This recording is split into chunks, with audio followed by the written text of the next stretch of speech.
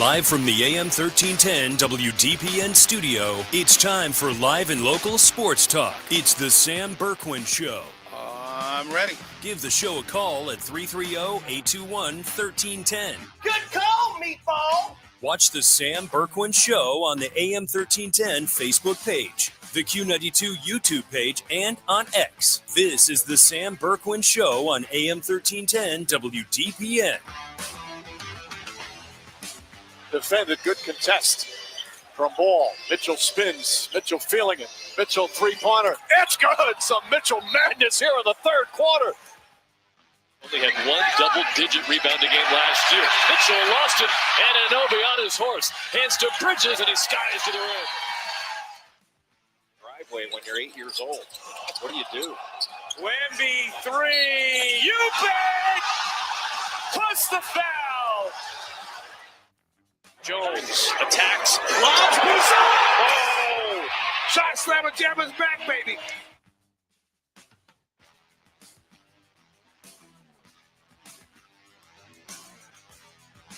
And here we are. Good afternoon, everybody. Welcome to the Sam Bourquin Show on has there been a more wild sports day in the last, couple of weeks? Maybe, maybe not. But holy smokes, what is going on with the NBA gambling scandal? We are going to peel back the layers today. Ben Axelrod from awfulannouncing.com. He's going to be joining us at 4:10. And we're gonna get into this. It started with three names. It started with current Portland Trailblazers head coach Chauncey Billups, Miami Heat guard Terry Rozier, then former Cavaliers player and assistant coach Damon Jones. Those were the big three. Now the list is up to 40 and growing as far as this gambling scandal, gambling investigation is concerned. Now, we've got a lot on the table today, so let me quickly run down what we've got coming up for you here on the show this afternoon. Cavs fall in New York last night to the Knicks. No DeAndre Hunter, no Max Strus, no Darius Garland. It's only one game. I get it. I thought Jarrett Allen played as soft as Sharman again last night, and that got me mad right off the bat. So the Cavs drop game one. They got a busy weekend coming up. We'll get into that. NBA gambling scandal taking center stage. This thing is catching fire. We are going to play some excerpts today from the Pat McAfee show with the Sham Charania. We are going to play a couple of sound clips from Kash Patel, director of the FBI. We are going to, like I mentioned, we're going to talk to Ben Axelrod from awfulannouncing.com coming up. And I'm going to try to find out the rest of this list of 30 to 40 that is growing by the minute. Folks, don't be surprised.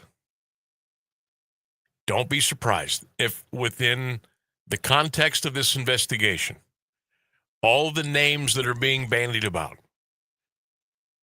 all the wiretaps, all the secret cameras, all the recording devices, this investigation has been going on for years. Years. When's the last time Damon Jones played in a game? Long time ago. Long time ago. This investigation has a lot of leaves off of the branches, off of the trunk of the tree. Don't be surprised if you hear some pretty big names. I'm not saying anybody's guilty. I'm not saying they're not guilty. I'm just saying, don't be surprised if you hear some pretty big names as this investigation and this story grows more and more tentacles by the minute. There's Again, I'm not saying these two are guilty. I'm not even saying they could be a part of it. I'm just saying, and I think you know the two names that I'm thinking about. And if you haven't figured it out yet, Two of the greatest basketball players to ever play the game. That should help you out. This is going to get ugly. This is going to get ugly, but I can't wait to get into it. We're going to talk some college football with Mount Union head football coach Jeff Dart at 3:35. The Mighty Raiders finally back home this weekend against Ohio Northern. 1:30 kick right here on 1310 WDPN. Jay Wilhelm, Mike Voorhees will have the play-by-play for you this weekend, as myself and Ryan Bevere will have Maslin McKinley duties on Saturday. 410, Ben Axelrod, as we mentioned, from awfulannouncing.com. We'll talk about the gambling scandal. Ross Benjamin. This should be fun today. From wagertalk.com. Ross will break down the big college and pro football games coming up this weekend. Ross Benjamin will join us at 4:35. We will tell you more about our humongous high school sports weekend on Friday and Saturday between 1310 WDPN and Q92 Sports. We will talk about top 25 college football a little bit today. Talk a little bit about the Buckeyes and who really could give them maybe a run for their money for a shot at the national championship. We'll get into that as well. World Series doesn't start till tomorrow. The Blue Jays and the Dodgers are getting ready in Canada. Game 1 tomorrow night, a little bit after 8 o'clock. Browns play in Foxborough on Sunday against the Patriots. Cleveland, a 6.5-point underdog against New England on Sunday. We've got a lot going on. Big day tomorrow, big day Sunday. We got the 3-question Thursday quiz ready to roll. So I'm gonna get that out to you right now because we got a lot of stuff to get to. Question number 1 on the 3-question Thursday quiz. Are the Cleveland Cavaliers still a soft basketball team? Are they still a soft team? Did you watch them last night? Looked like a carryover of the year before. Jared Allen, still soft. Our guys just don't want to get down and dirty. I know it's just one game, but again, are guys going to change the way they've always played? Number 1, are the Cavaliers still a soft basketball team? Question number 2, who will be the next big name to drop in the NBA gambling scandal? Who's the next big name going to be? And finally, question number 3, what are your plans for the McKinley-Maslin football game coming up this Saturday? What's on your docket for the Bulldogs and the Tigers? What are your plans for the game coming up this Saturday? That's our 3-question Thursday quiz. Drop your comments right now on my Facebook page. You can drop them on the 1310 WDPN X page, the Facebook page, the Q92 radio page, on YouTube. Also, if you're watching on any of our streams today on X and Facebook and YouTube, there's a link there. It says, click here to talk with Sam. Hit that link. It'll get you right into the virtual studio, and we can talk just like we're on the phone. Just do it a little differently. Yeah, we'll keep reminding you how to do that throughout the show. Love interacting with you on social media, on the air. It's what we're all about. Hopefully you enjoy doing the same things. We certainly like it. And don't forget about this Saturday. Woo, Mamma mia, this is going to be so much fun. 10 o'clock Saturday morning, we'll get you ready for the Bulldogs and Tigers over at Tom Benson Hall of Fame Stadium. We begin at 10 a.m. Not too early, but we give you plenty of time to get ready for the big game. We will be broadcasting live at the Hall of Fame Village, the Gridiron Gastro Pub. We'll be right outside. You can't miss us. We start at 10 o'clock. We've got yard games. We've got cornhole. We've got prizes. We've got gift cards. We've got giveaways. We've got food. We've got drink. We've got live music. We've got interviews. We're going to feature all of your McKinley and Maslin signs that you bring to the broadcast on Saturday, and so much more. The guest lineup is off the charts. We'll tell you about some of the big names that will be joining us on the broadcast. But it all begins this Saturday at 10. Myself and Keller will be your hosts, your gracious hosts on Saturday. 10 o'clock, Be there. Gridiron Gastro Pub at the Hall of Fame Village as we get you ready for the War of 1894 on Q92, 92.5 FM, Q92radiosports.com, and the Q92 Sports Network. Going to shout out the crew at SARTA, our title sponsor for the McKinley-Maslin pregame show. Shout out Ralph Lee and the outstanding folks at SARTA, the Stark Area Regional Transit Authority. SARTA, come ride with us. Hey, speaking of that, how about just take the bus to the game and take it home? Take SARTA. Get dropped off close. Get picked up. You don't have to worry about parking, the hassle, and all that stuff. Just throwing that out there to you. So we're excited about Saturday. We hope you are too. It is going to be so much fun.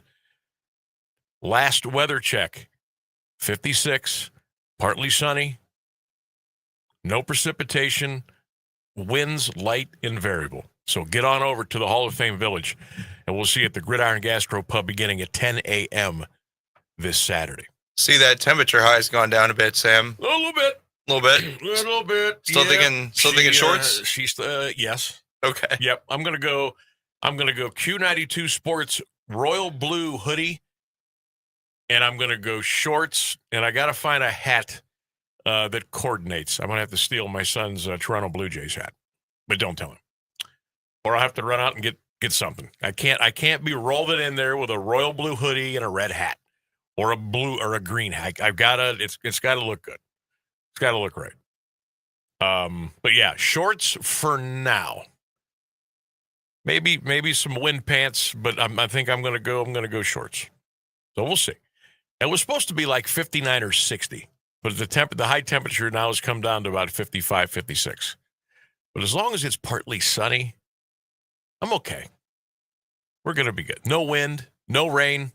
It's gonna be perfect. It's McKinley-Maslin. It's the end of October. It's gonna be absolutely perfect for the big game at Tom Benson Hall of Fame Stadium on Saturday. See, what you're doing is you're abstaining and not wearing red or orange. That's right. We have our own Ryan Bevere, who I found out does the opposite, where he wears red and orange, which is insane. He told me when we were doing the Mount Union game last Saturday, we got into the discussion, and he said he was going to wear both orange and red. And I'm thinking, that's a tough thing to pull off because they don't go together. Not at all. You know what I mean? No. I mean, I'm not a fashion person whatsoever, but I know red and orange, that doesn't go together. So I'm anxious to see what kind of a getup he's going to roll in there with on Saturday. Am I going to have to wear like sunglasses if he comes around? I hope because so. He'll probably wear like neon orange, bright red, and then Lord knows what else. That sounds about right. You'll have to take a picture for me. I will. I absolutely will. We have got so much. This pregame show / tailgate party at the Gridiron Gastro Pub at the Village on Saturday, it is so detailed. Like, you are going to absolutely love it. And you're going to love it if you go. You're going to love it if you listen. You're going to love it. You're really going to love it if you watch. We've got cameras everywhere. Ryan's actually going to be a roving reporter out in the tailgate area, talking to McKinley fans, talking to Bulldog fans. He's going to be going around the entire campus, checking in on some of the other parties that are going on, that the folks are having with their RVs and stuff like that. Rumor has it, we might have a camera. We may have multiple cameras to get multiple views of the show, what is going on in the crowd, the backdrop of Tom Benson Hall of Fame Stadium. You're going to be able to watch all this stuff live, too. Not only can you listen to it on Q92 Radio, 92.5 FM, but you can watch it live on Q92 YouTube, on Facebook, on X. There will be photos and videos. Make sure you check Instagram.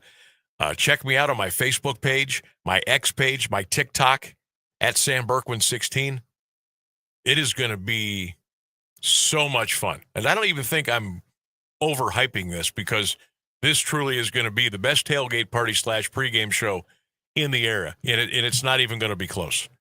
And we crank it up at 10 a.m. for the 2 o'clock kickoff on Saturday afternoon. I cannot wait. Again, 3-question Thursday quiz. I want to get this out real quick before we step out. Question number 1, are the Cleveland Cavaliers still a soft basketball team, in your opinion? Are they still soft? Question number 2, who will be the next big name? What's the next big name to drop in the NBA's gambling scandal? And it's a big scandal, let me tell you. And question number 3, what are your plans for the McK-Mass game coming up on Saturday? Bonus points if you say you're coming to the Gridiron Gastropub. Get those comments in. We'll read them when we get back. We've got lots to dive into here on the Sam Bourquin Show. 1310 WDPN. Of all the ways to get ahead in life, we're one of them. And we're legal. The John Tesh Radio Show. I'm John Tesh, and we couldn't be happier about bringing you intelligence for your life every day. We have a room full of researchers gathering the information and ideas you need to make your life simpler and better, and to make you the smartest person in the room. You're just trying to be better. We're just trying to help. The John Tesh Radio Show. Join me for music and intelligence for your life, 10 to 3, Monday through Saturday, only on AM 1310 WDPN. It's intelligence for your life. Fall is here at DeHaas Flowers, Greenhouse, and Landscaping. Fall is a great time to plant perennial trees and shrubs. On sale now at DeHaas in Alliance. That's right. Don't wait. Get there now for the best selection. Plant now for a beautiful spring bloom. Get those fall annuals planted. DeHaas has an excellent selection of plants to create that spectacular color in all your flower beds all spring and summer long. Check out the discounts in the gift shop, too, and get great ideas for fall decorating. The store is filled with lots of fall inspiration. Get to DeHaas Flowers, Greenhouse, and Landscaping at the corner of Beach and Beechwood, just a mile south of Route 62 in Alliance. Fall starts at DeHaas. How's Tommy doing now? Much better. You said it was asthma? Yeah, he started with this cough and then he was wheezing. That's terrifying. Doctor said hidden triggers can make it worse. Things like dust, mold, and even pests. Pests? Yeah, droppings and allergens from cockroaches and rodents can seriously impact children with asthma or allergies. I had no idea. We're making sure our home stays pest-free. Don't let pests put your family's health at risk. Visit pestworld.org to learn more. A public service message from the National Pest Management Association.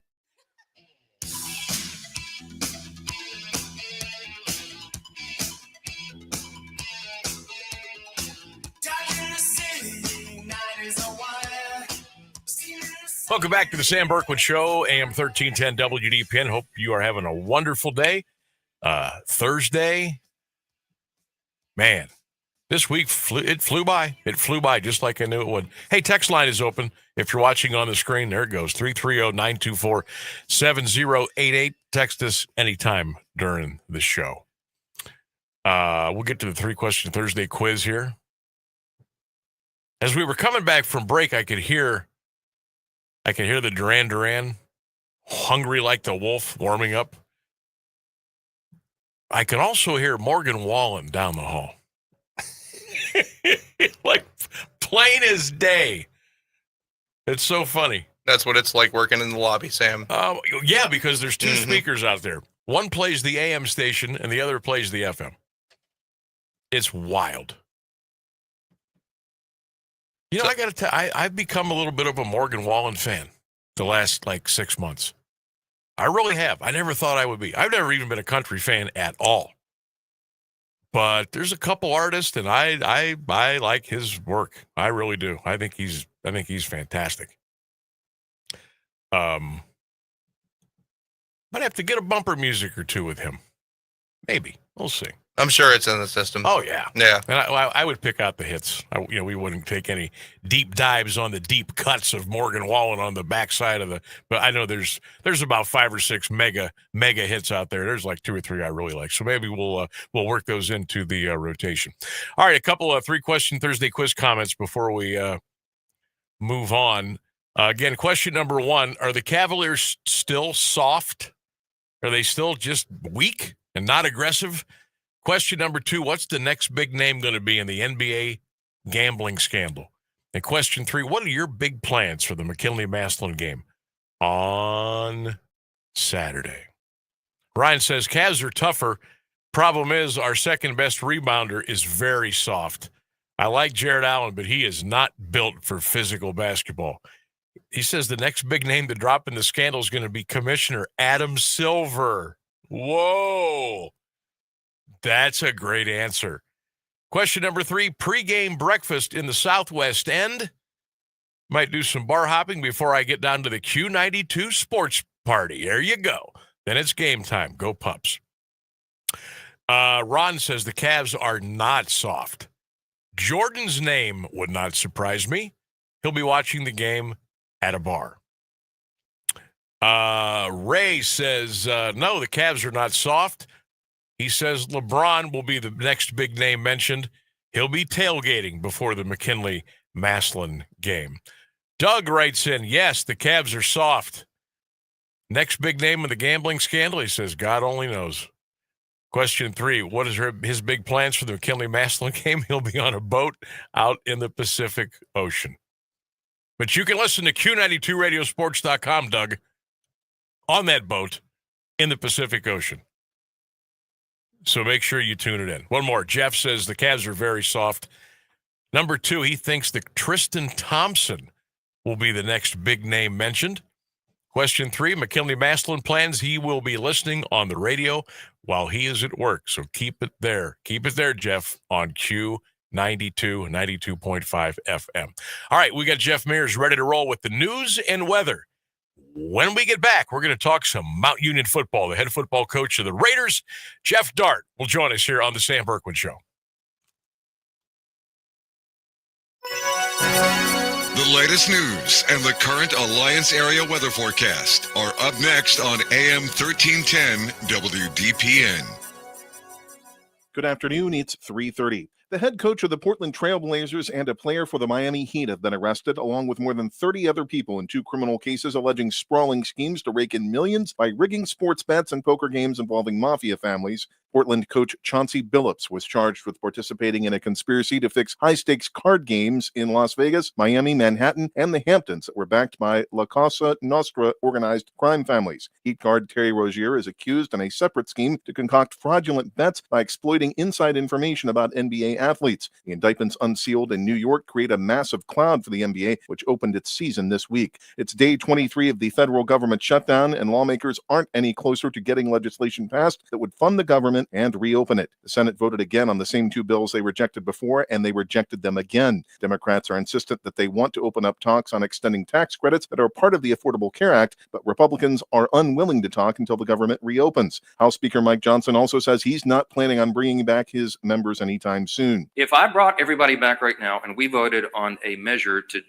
do this, to pay essential workers, it would be spiked in the Senate. They're going to show you this afternoon that they would spike that bill. So it would be a waste of our time. Thousands are having to work without paychecks, and others have been fired by the Trump administration. President Trump says he's backing off a planned surge of federal agents into San Francisco after speaking to the mayor as protesters gathered outside a U.S. Coast Guard base where they were located. Trump posted on social media today that Mayor Daniel Lurie said the city was making progress in reducing crime. The president said he agreed to let San Francisco keep trying on its own. Trump's post came after Lurie said the two spoke Wednesday night, and Trump said he planned to call off a federal deployment to the city. New weekly data from Freddie Mac, the financial consultants, shows mortgage rates have fallen to their lowest level in over a year. ABC's Chuck Sievertson has more. The lower rates are boosting sales of existing homes by 1.5% from last month, says the National Association of Realtors. The 30-year fixed-rate mortgage averages 6.19%. A year ago at this time, the rate was 6.54%. Also a little lower than last week, the 15-year fixed-rate mortgage averaging 5.44%. A year ago at this time, the 15-year rate averaged 5.71%. It's 52 degrees in Alliance at 3:32. This is WDPN News. I'm Jeff Mears.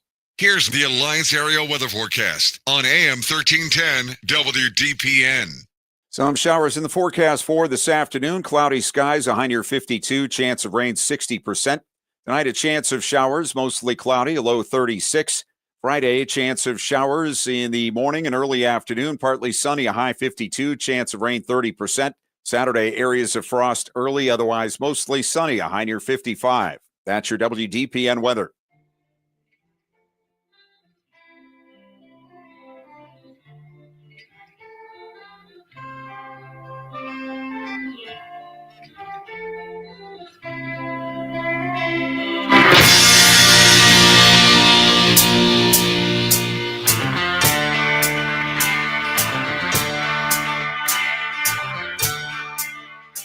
Welcome back to the Sam Bourquin Show, 1310 WDPN. Well, it feels like football today, doesn't it? We might get to 50 today. We might get to 50. But that's all right, though. That's what football weather is all about. Welcome back to the Sam Bourquin Show. We got a lot going on today. Head football coach of the Raiders, Jeff Dart, going to be coming in here in about a minute.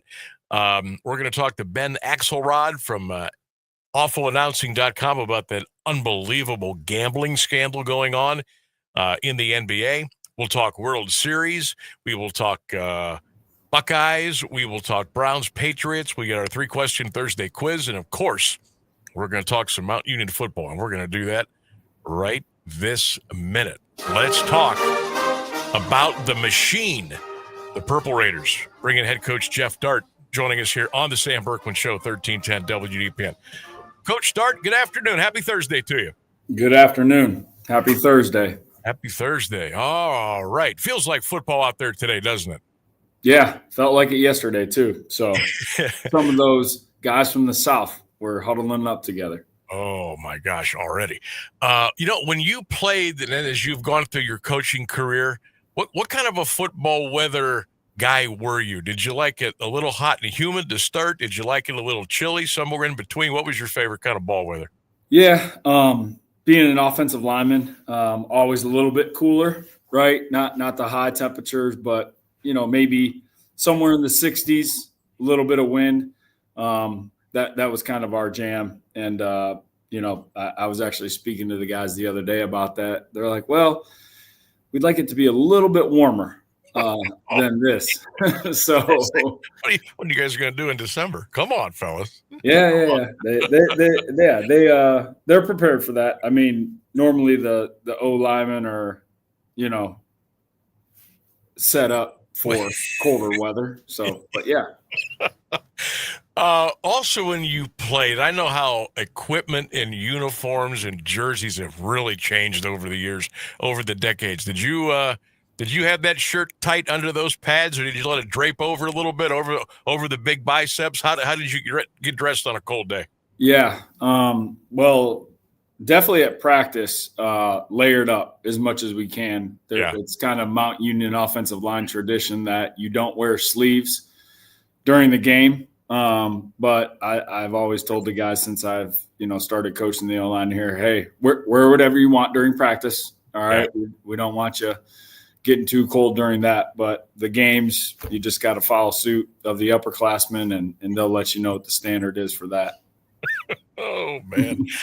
That could make for some interesting football here coming up because, I don't know, all the extended weather I'm seeing, and even though I'm a firm believer, Coach, in the old Farmer's Almanac, and it's going to get really nasty earlier this year than normal. So we'll see. We'll see what the fellas, how they dress when they get ready to play a little ball. All right, so last week, workmanlike effort, business trip, Heidelberg 38-6. You made a couple of big plays. Let's talk about the offensive side of the ball, the execution, and what you were most happy with against the Berg on Saturday. Yeah, first half was pretty good. Our first 2 drives, able to go down and score. Then we kind of, made some what I call silly penalties, shot ourselves in the foot and got behind the sticks a little bit. But had an opportunity at the end of the half, just the time ran out on us, but got the ball in the second half and really started rolling in that third quarter. So I thought we protected the quarterback really well. The run game started to pick up in the second half. So I think I said this when I was getting interviewed at the end of it. Heidelberg has always been a tough place for us to play, and was glad to see what we did in the second half. Your running game, I really like this running back room. I know it's pretty deep. And how far are you going down that list under the bright lights on Saturdays as far as, hey, I got running back A, B, C, D. How far can you go, and how many do you like to play during a game, depending on the situation? Yeah, we're blessed with a really talented group there. Darnell Williams, Sean Thomas, Caden Minner. Those those are our top three guys. Luke Weaver, who's a freshman from Walsh Jesuit, he's starting to step up and really flash, in practice and in some of the games. So it's great to have talent, and it's even better to have depth with talent as well. So, they spell each other. I think the best thing about that group is how they support each other at practice, obviously during the games, but really love to see them work in the film room, because I would say a majority of the time they're with us in the offensive line room. Just, hey, this is how we want to hit our aiming points in the run game. What are we doing in pass protection and all of our checks? So they're a very talented group. Coach Markowski does a great job with them, and we're looking forward to them having a big game Saturday. Yeah, that's you got like a four-headed monster. I really love watching Weaver. I really, when he gets in the game, I can't wait for him to get his hands on the ball. With so much talent, they're at a position where it's. I don't know. I guess sometimes you like to have that bell cow. Other times you like to divvy it up. How do you try to divvy the reps up in practice in preparation for game day? Yeah. So normally we're practicing with 2 units, right? In terms of the first and the second team. So those guys will all kind of rotate. And then if we want to be specific in terms of, the exact rep that they're getting, whether they're running the football or blocking when we have 2 or 3 backs in the game, we just want to be able to set them up for success in terms of what we're asking them to do on Saturday. Coach Dart joining us, Jeff Dart from the University of Mount Union here, making his weekly Thursday visit on the Sam Bourquin Show, 1310 WDPN. The guys in purple handled their business at Heidelberg. They're back home. A little homestand coming up here for the Raiders, Ohio Northern and Capital, the next 2 Saturdays over at Cara Stadium. We would love to see you there. Both games kick off at 1:30 p.m. Let's go over to the defensive side of the ball. We talked about Caleb Brown a little bit last week. I thought he was really good again on the defensive side of the ball. Again, your DBs playing the ball well, and your linebacking core. I want to talk about a young man, Mason Ashby, who it seems like he's getting more snaps offensively for you as a wide receiver. I'm waiting for him to break one on a punt return. How close do you think he's getting to that? Yeah, he's getting close. And we've been waiting for that too. We've kind of been busting on him a little bit, right? I was fortunate enough to recruit him out of North Canton Hoover. And, his highlight tape is, he's got all these kickoff returns, and he's running away from Canton McKinley players and some other people in the Federal League. And I'm like, hey, where's this at? It's time. But he's a great young man. He really is. And he's only gotten better with his opportunity. And sometimes, like, we've always had a deep wide receiver group here at Mount Union over the years. And he just puts his head down and works. And then I thought he had a couple really nice catches on Saturday, and then was productive in the return game as well. Another young man that I do recall calling his name and number a lot Saturday was one of your linebackers, Gavin Earhart. Yeah. What has he been bringing to the table for you lately? Yeah, so I don't know if we talked about this before, but, Gavin came in as a transfer in the spring. He is from Avon High School. Coach Elder and I were actually talking last night about him, but he's kind of in the same boat. He was knocking off the rust a little bit from playing baseball, and he's only gotten better every single week. Was doing really well on special teams earlier in the season, and has just gotten more opportunities, and he's making plays in the games, and we're excited to see that. When you guys come up with your depth chart for the games on Saturday, I know you probably get together with a bunch of the coaches and you try to, assess who did what in practice, who maybe deserves a couple of starts, a couple of snaps, this, that, and the other. How big of a group is there when you collaborate to make decisions on who's going to get ready for you at 1:30 that following Saturday? Yeah, you're saying in terms of the decision makers or the staff, or Yeah, like how, like as Yeah. a coach, I know you probably had the final say, but how much input do you get from your other position coaches and that, and you look at film, you watch practice film and say, hey, yeah, that guy, maybe he should, we'll give him a little action this weekend. Is that how that goes? Or no? Yeah. We have a full staff meeting, so Okay. we're all in there every single day at 9 a.m. And yeah, there's a lot of back and forth in terms of who's flashing offense, defense, and special teams. And everyone's allowed to say their opinion of what they think, but I don't like to micromanage too much, Sure. right? But like, it's all about production. What do you do when you get your opportunity? So if someone's not producing, then we've always had a next man up mentality, and put it on tape. That's the big thing that Coach Karras always used to say to us. Put the tape on, put the videotape proof at practice in a game, and then your opportunity will come. I know we don't like to talk about injuries and personnel and stuff like that. I'm going to try to stay away from that for the most part. It looked like our offensive line took a couple of hits over the weekend. Again, not asking you to name players and numbers, but as far as percent of health, 1 to 100, what's that looking like for Saturday? Yeah, on the offensive line specifically, we had one guy that went down. It was just he hit his knee kind of wrong, and he'll be just fine. Okay. Good. We actually had one significant injury that's most likely going to be a season-ending injury, and then the other one, should be 1, maybe 2 weeks. So we're excited about that. Obviously not excited about the season-ending injury, but what I just mentioned, it's next man up mentality. What are you going to do with your opportunity? We had a great week of practice, the offensive line specifically, and we're rotating some people around, and they're ready to go against a really, really good Ohio Northern defense this week. Very good. Head coach Jeff Dart is our guest here on the Sam Bourquin Show, 1310 WDPN. You talked about the depth, and when you've got the numbers that you guys have, and my gosh, I know you got to try to coach them up as much as you can with as many as you do have, and they know everybody knows that they're 1-2 plays away from getting the call. Do you have to do a lot of reassuring during the weeks of the season, or do guys know, hey, I'm at Mount Union? If somebody goes down, I might be the next guy tapped on the shoulder. How does that work?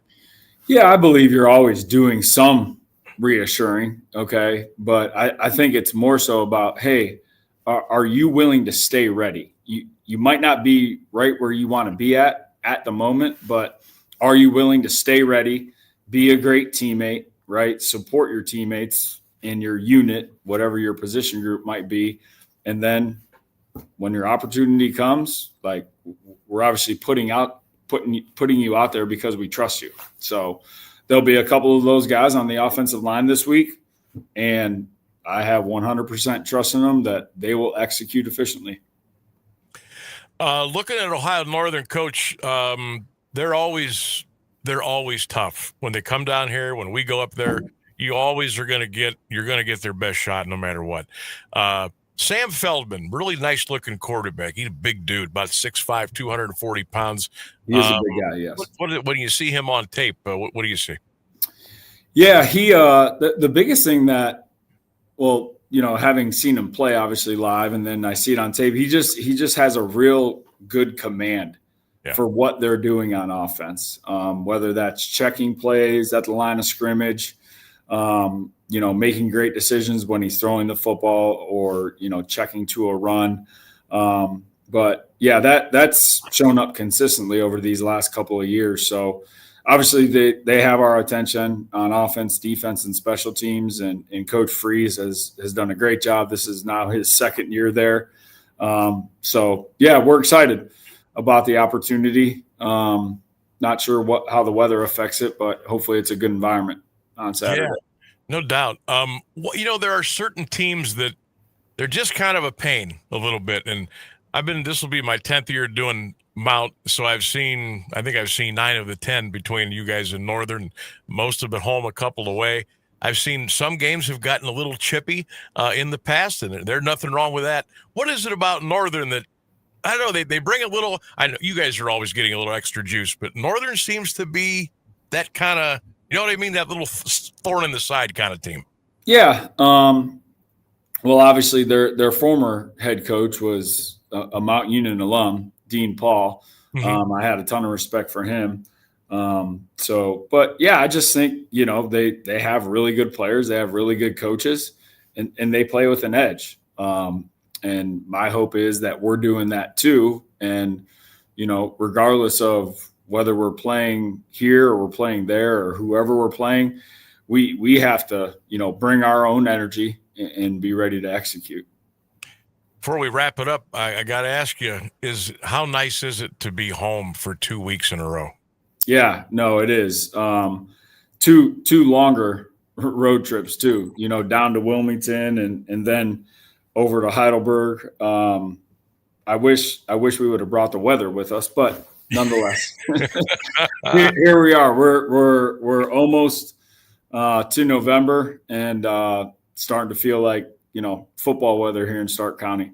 It most certainly is. Well, Coach, we appreciate your time. As always, wish you nothing but the best on Saturday. Go get them, and we'll do it again here in 7 days from now, and hopefully talking about another big win by the Purple Raiders. Sounds good. Thanks. Go Raiders. Thanks, Coach. Jeff Dart, University of Mount Union. He's our guest. Happy to have him every Thursday at 3:35 here on AM 1310 WDPN. All right, we're going to take a break. We got 10 minutes till the top of the hour.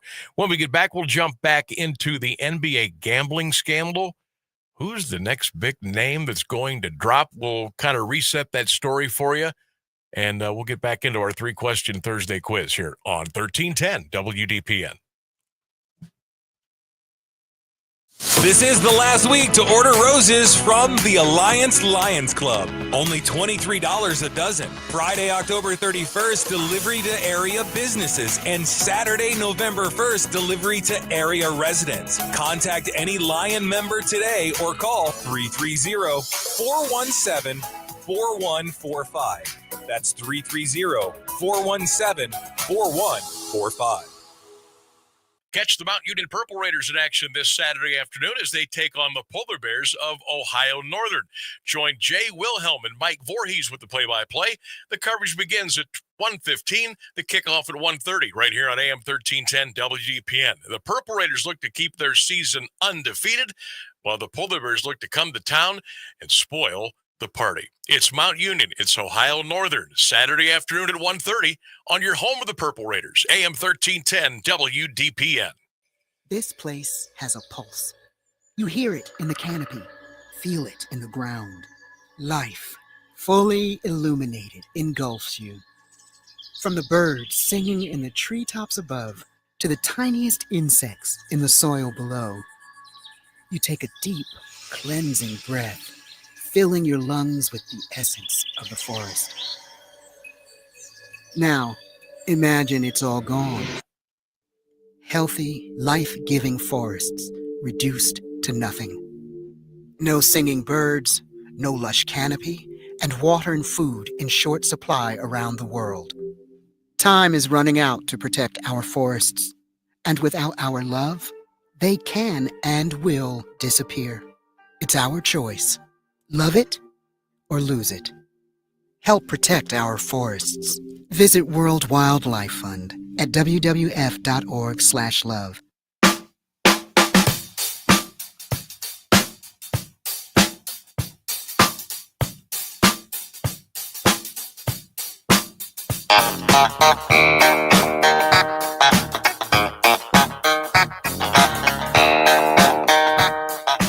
I want to thank the head football coach at the University of Mount Union, Jeff Dart, for joining us here on the show. Love visiting with Coach every Thursday at 3:35 here on AM 1310 WDPN.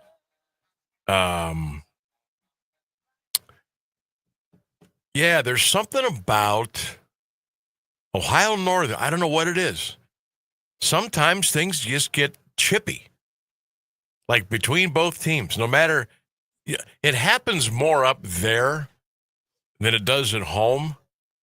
And I don't, maybe they just feel more comfortable up there, but Sometimes it gets a little chippy, but I like that though, because then our guys get fired up and they get after it, and I like that. That'll be a fun game.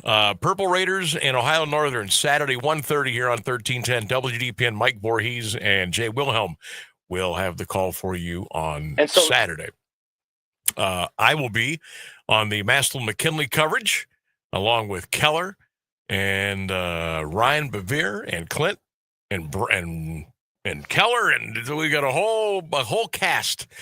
So I'll be over there Saturday, 10 a.m. Gridiron Gastropub, the big tailgate. The big pregame show begins on 92.5 FM.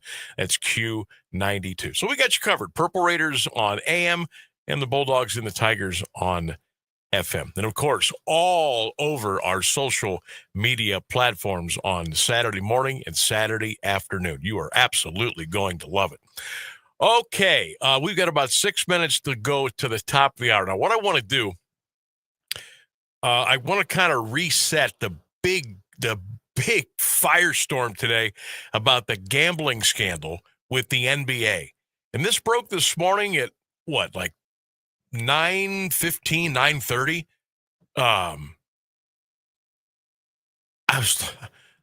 I took my son to school this morning, and I came back home. I had a couple things to do at the house, and I looked down at my phone, and I said, what in the world is going on? And, like, these names just kept dropping, and it's a scandal. And, like, whoa. So I turned the TV on. I was watching ESPN. I was watching NBA TV. I said, this is crazy. And it all started with Portland coach Chauncey Billups, Miami guard Terry Rozier, and former Cavs player and coach Damon Jones. So we're gonna play a clip here. It's a little bit longer. We're not gonna play the whole clip because we're not gonna have all that time, but we're gonna run about 3, maybe 4 minutes. This is Kash Patel from the FBI held a press conference today. He'll take you from the start of what happened with this NBA gambling scandal earlier this morning. Good morning. Today we are here in New York to announce a historic arrest across a wide-sweeping criminal enterprise that envelops both the NBA and La Casa Nostra. The men and women up here standing with me represent a small portion of the leadership team that brought profound justice in an era that needed it more than any. I'll just highlight some of the details in the case and the FBI work, and then you'll hear from the others. But as you now know, individuals such as Chauncey Billups, Damon Jones, and Terry Rozier were taken into custody today, former, current NBA players and coaches. What you don't know is that this is an illegal gambling operation and sports rigging operation that spanned the course of years. The FBI led a coordinated takedown across 11 states to arrest over 30 individuals today responsible for this case, which is very much ongoing. Not only did we crack into the fraud that these perpetrators committed on the grand stage of the NBA, but we also entered and executed a system of justice against La Casa Nostra to include the Bonanno, Gambino, Genovese, and Lucchesi crime families. And you'll hear more about those details today. The charges and the arrests that were taken down across this country range from wire fraud, money laundering, extortion, robbery, illegal gambling. This FBI will leave no room for any perpetrator of crime across this country. You hear a lot about our work of defending the homeland and crushing violent crime. Well, this work is also representative of a colossal portion of the FBI's mandate to keep America safe and to keep our entertainment industry fair and secure. The men and women that are standing up here today worked tireless hours, days, months, and years. And the fraud is mind-boggling. It's not hundreds of dollars. It's not thousands of dollars. It's not tens of thousands of dollars. It's not even millions of dollars. We're talking about tens of millions of dollars in fraud and theft and robbery across a multi-year investigation.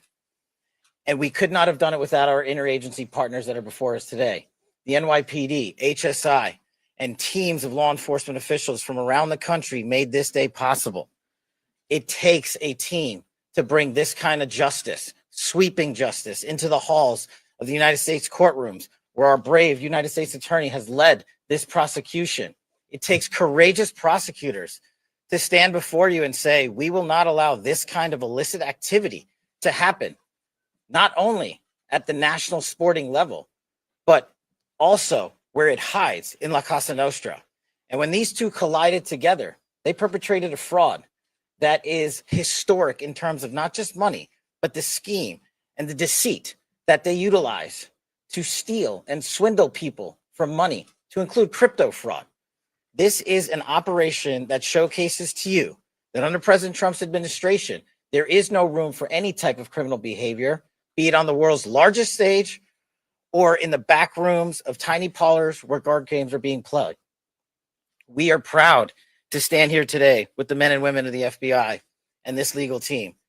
And to the United States Attorney, I just want to thank you personally for taking the time to display the work that the media is about to hear about today in detail. As I said, it does. There you go. There's the director of the FBI, Kash Patel, with like, that's what he opened up with today. Now, those were the three names he mentioned: Terry Rozier, Chauncey Billups, and Damon Jones. We understand the list is between 30 and 40, and it could still be growing.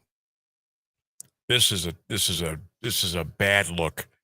This is a bad look for the NBA. This is a bad look for professional sports. It's a bad look for the individuals that are involved.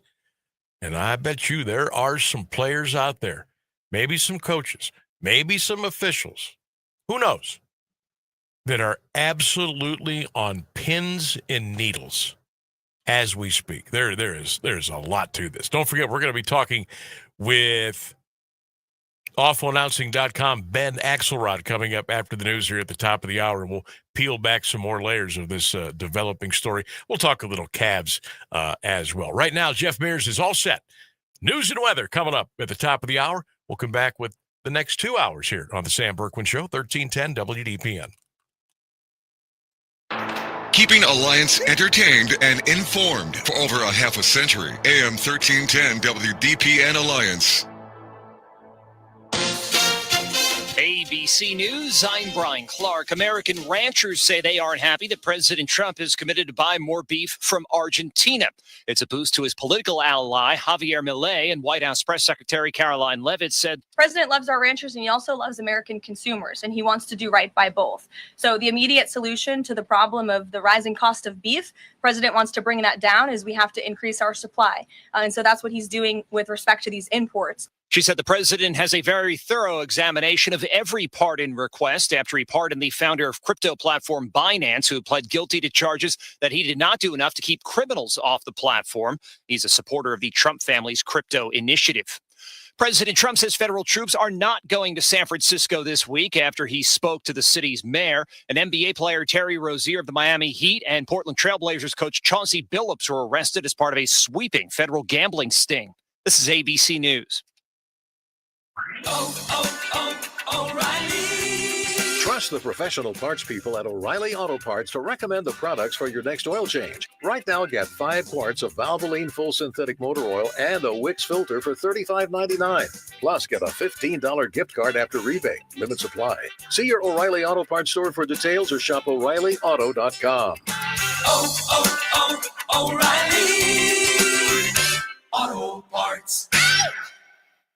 Hi, it's me, Flo, here to tell you that with the Progressive Home and Auto Bundle, you get 24/7 protection, so you're covered no matter where the day takes you. Even bad hair day? Yep. And tree branch fell on my car day? Especially that day. Progressive has you covered 24/7 for your home and auto. How about thought it was chicken, but it was tuna day? Or overnight construction outside my bedroom day? Those days too. Great, because that was each day this week. Been there. Well, at least your home and auto are covered every day with Progressive. Progressive Casualty Insurance Company affiliates and other insurers. Not available in all states. Now, the latest Alliance area news from Jeff Mears on AM 1310 WDPN.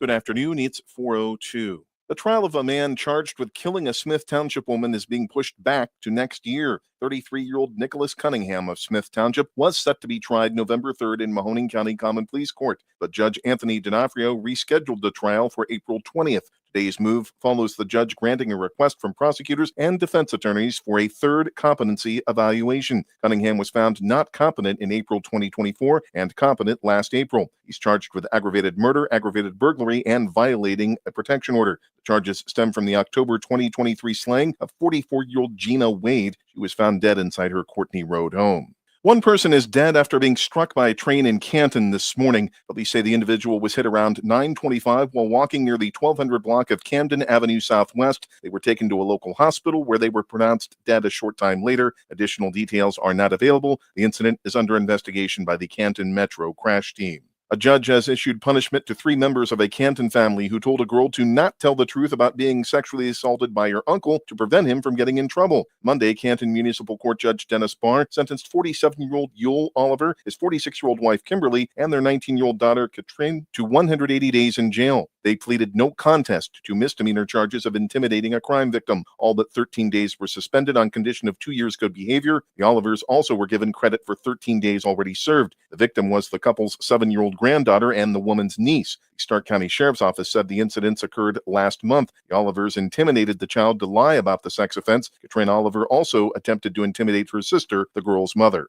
A fire damaged a vacant apartment building in Canton Wednesday night. Firefighters were called to the 700 block of 5th Street Northeast just after 11 p.m. The 3-story building had been boarded up due to structural issues. Flames were coming from the 2nd and 3rd floors. Personnel fought the blaze from outside. An hour into the fire, a man left the building and fled on foot. His condition was not known. The cause of the fire is undetermined. Damage was estimated at nearly $132,000. The building is being torn down. An Alliance man is charged with failure to comply and reckless operation after allegedly leading Alliance police on a high-speed chase. 29-year-old Cody Claypool also is charged with possession of methamphetamine and drug paraphernalia in connection with the October 16th incident. That night, officers responded to an East Milner Street address following reports he had threatened to attack his pregnant girlfriend. Claypool is accused of driving away from an attempted traffic stop and leading police on a pursuit that reached speeds of 90 miles per hour. His vehicle crashed into a car at East Simpson Street and South Freedom Avenue. Claypool suffered severe head injuries and was taken to Mercy Hospital. The second car's driver and passenger were also hurt. Officers reportedly found meth, Suboxone, and a glass meth pipe in Claypool's vehicle. He was arraigned Wednesday in Alliance Municipal Court. A preliminary hearing is set for tomorrow. Stark County Job and Family Services says issuance of new SNAP benefits could be delayed by the continuing shutdown of the federal government. It's unclear how long delays may last, but Ohio Job and Family Services informed the Stark County agency they could begin Saturday, November 1st. Stark County Job and Family Services says despite the potential postponement, their staff will continue processing new applications and recertifications. The goal is to issue benefits once federal funding is available again. The Altman Health Foundation has received a grant from the state to help human trafficking survivors. Altman says it will use the nearly $50,000 to provide direct patient care, forensic examinations, collaboration across multiple counties, outreach and education, and follow-up services. The grant is part of $2.1 million given to 33 nonprofit organizations in the state. Others receiving money from the fund are Compass Family and Community Services in Mahoning and Tuscarawas counties and the Children's Advocacy Center of Portage County. Ohio Attorney General Dave Yost is suing a Columbiana County nonprofit accused of misusing charitable funds. The suit names as defendants Lamb's House, its founder and president Mark Altomare, and 2 board members. The nonprofit is based in Rogers and is described as a ministry supporting addiction services. The suit alleges Lamb's House has not served any charitable purposes since at least 2017. The 43-acre property, including a 9-bedroom house, reportedly has served only as a home for Altomare, its sole employee. He's accused of misusing tens of thousands of dollars in funds to cover personal expenses. The suit seeks to dissolve Lamb's House and asks the court to appoint a receiver to manage the nonprofit's remaining assets. 2 employees of Youngstown's private prison are charged with smuggling drugs and contraband. Criminal complaint was unsealed in federal court this week, charging 47-year-old nurse Jody Johnson and 62-year-old security guard Brenda Dixon. DEA agents reportedly set up surveillance Saturday night and observed Johnson carrying a bag containing several boxes into the prison. She was screened by Dixon, who led her through a security checkpoint. Johnson was stopped by agents who found tobacco, marijuana, methamphetamine, vape cartridges, and cell phone chargers in the boxes. She reportedly admitted smuggling 6 phones into the prison the day before and having taken contraband into the facility since February.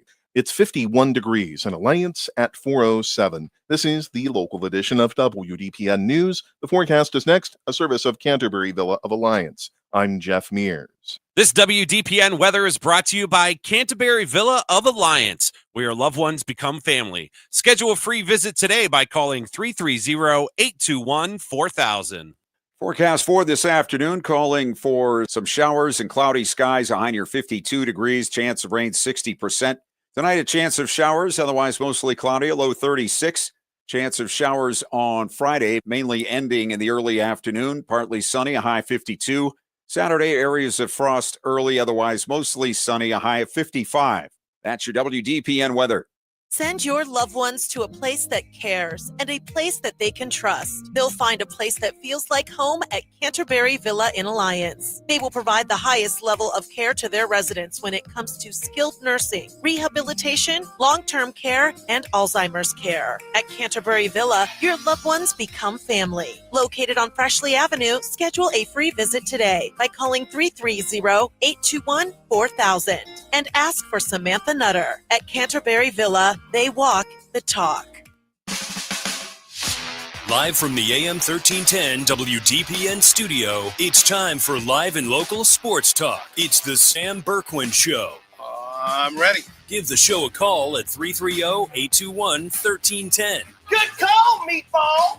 Watch the Sam Bourquin Show on the AM 1310 Facebook page, the Q92 YouTube page, and on X. This is the Sam Bourquin Show on AM 1310 WDPN. Defended, good contest from Ball. Mitchell spins. Mitchell feeling it. Mitchell three-pointer. It's good. Some Mitchell madness here in the third quarter. Only had one double-digit rebounding game last year. Mitchell lost it, and Anunoby on his horse. Hands to Bridges, and he skies to the rim. Driveway when you're 8 years old. What do? Wemby three. You bet! Plus the foul. Jones attacks. Lobs oh! Shot slammer jammer's back, baby.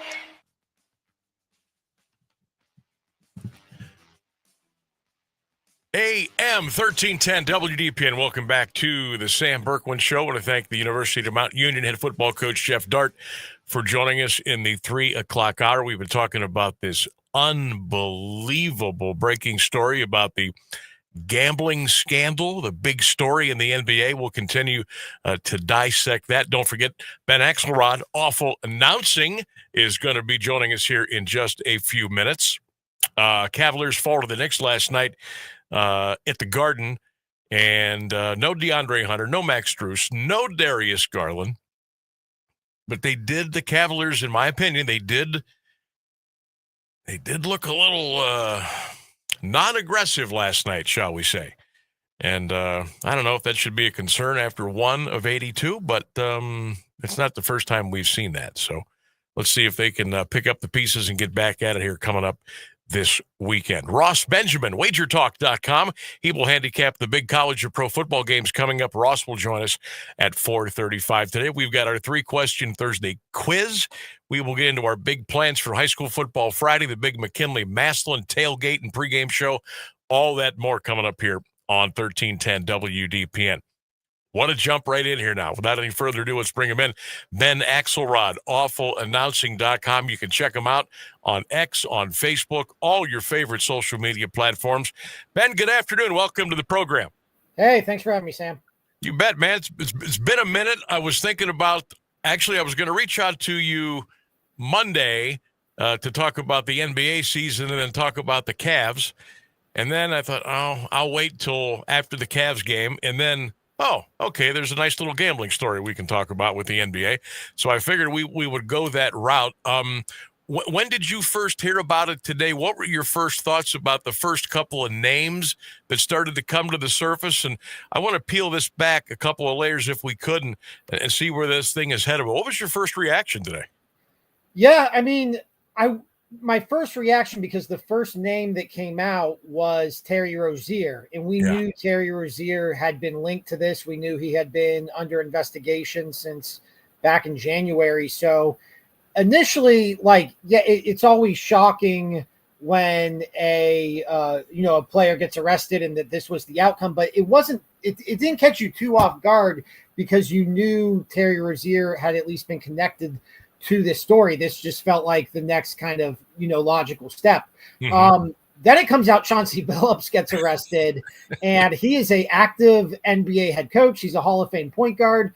That totally changes the entire scope of this story. And then you factor in Damon Jones, who has close ties to LeBron James, who it's being alleged that he was trading information about LeBron's injuries. That obviously adds a whole other layer to this. So initial reaction was like, okay, this is a big story, but it was kind of, not unexpected. And then you factor in Chauncey Billups and Damon Jones, and you realize, oh, this isn't just a NBA or sports story. This is going to be a mainstream CNN, NBC News type of story too. Yeah, and when you get the director of the FBI hold the press conference, and I'm thinking, oh my God, he just rattling off the names of crime families, and I'm thinking, whoa, this thing is off the charts.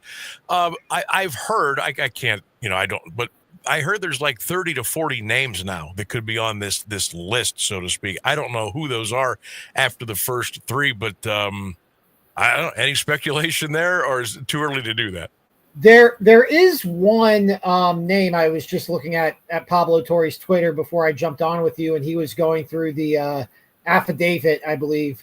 And there is a co-conspirator 8 who he's not named, but he's listed as an NBA player who played from a certain amount of time and then was an assistant coach starting in 2021. And so he's not named, but I ran a little chat GPT, and it's pretty easy to narrow down the suspects of who that might be. So there definitely could be another NBA name attached to this entire story. But yeah, other than that, it doesn't seem like it's a very big investigation, and there's a lot of people involved. But I don't think everybody involved, or even the vast majority, are going to be connected to the NBA or the sports world. But that is just a kind of a branch attached to all of this.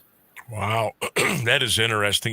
They said that this investigation was going on for a long time, years, and I'm just kind of wondering, man, who have they all talked to? I mean, is players, coaches, officials, friends of friends of friends? I mean, this sounds like a humongous deep dive into, we're not going to leave any rock uncovered. And I would love to know who they've all talked to. And I'm sure this thing is still going on too, right? Because more names will continue to pop up. And Ben, I got to tell you that there's got to be some people out there right now that are absolutely sitting on pins and needles right now. Yeah. And I mean, you get to this point now where people are getting arrested, people, quote unquote flip, and they start providing information. And that adds more layers to this, that adds new names to this, that brings in new schemes and new scams. And I mean, that's the thing that's interesting about this, right? Is that what Terry Rozier is being accused of isn't the same thing that Chauncey Billups is being accused of, and it isn't the same thing that Damon Jones is being accused of, but they're all sort of connected in these ways. And so you factor in things like the mafia, and yeah, it's going to get, I think we're just at the start of this thing. I think it's going to get pretty crazy here. Have you heard anything on Malik Beasley? He kind of was like, okay, you're good to go a couple of weeks ago. Now his name may be popping up again. What's his situation? Because I know the Cavs may have been even thinking about talking to him and bringing him in, weren't they? Yeah, I mean, from what I've gathered, the good thing is that nothing came out today about Malik Beasley. Like if Malik Beasley, if they had something on Malik Beasley, today seems like the day that would have come out, that would have been attached. There was some speculation like maybe that would happen. It didn't happen. Like as far as we know, nothing has changed with Malik Beasley. So from that standpoint, you would think, everything's as positive as it can be given the circumstances. In terms of the Cavs, I just think now we're at this point where gambling is such a hot button topic where because of the controversy, I think it's going to be really hard for a team to sign Malik Beasley under the circumstances, regardless of what's gone on with his investigation. It does seem like it was trending in the right direction, but I think even just this coming out in the cloud it casts over the NBA, I think that's going to give the league, and I think that's going to give teams pause about, do we want to bring this sort of PR into our team right now? Ben Axelrod is our guest. Check him out at Awful Announcing, senior editor. at Ben Axelrod. You can check him out on X, Facebook. He's all over all your social media platforms. I'm sure you've been scouring the internet and you've seen a lot of the 1 minute, 30-second videos of Terry Rozier bricking shots and throwing balls away and other players. Gosh, the video doesn't lie. It sure makes you raise your eyebrows on some of these that I've seen. I've also seen two names that just casual keyboard people have been bringing up: LeBron James and Michael Jordan. Not saying one way or the other here, but would you be surprised if at least their names were at least brought up in some sort of a conversation? Yeah, I mean, you could say LeBron's has, just in terms of what Damon Jones is being accused of, because what Damon Jones is being accused of is he had inside information about LeBron having an injury that wasn't made public yet. He wasn't on the injury report. It sounds like I don't know like the full details of how he went about acting on that information, but it does seem like that is what he is being accused of. So in at least the tangential way, LeBron is connected to this because his name does come up, even though he's not accused of any crimes.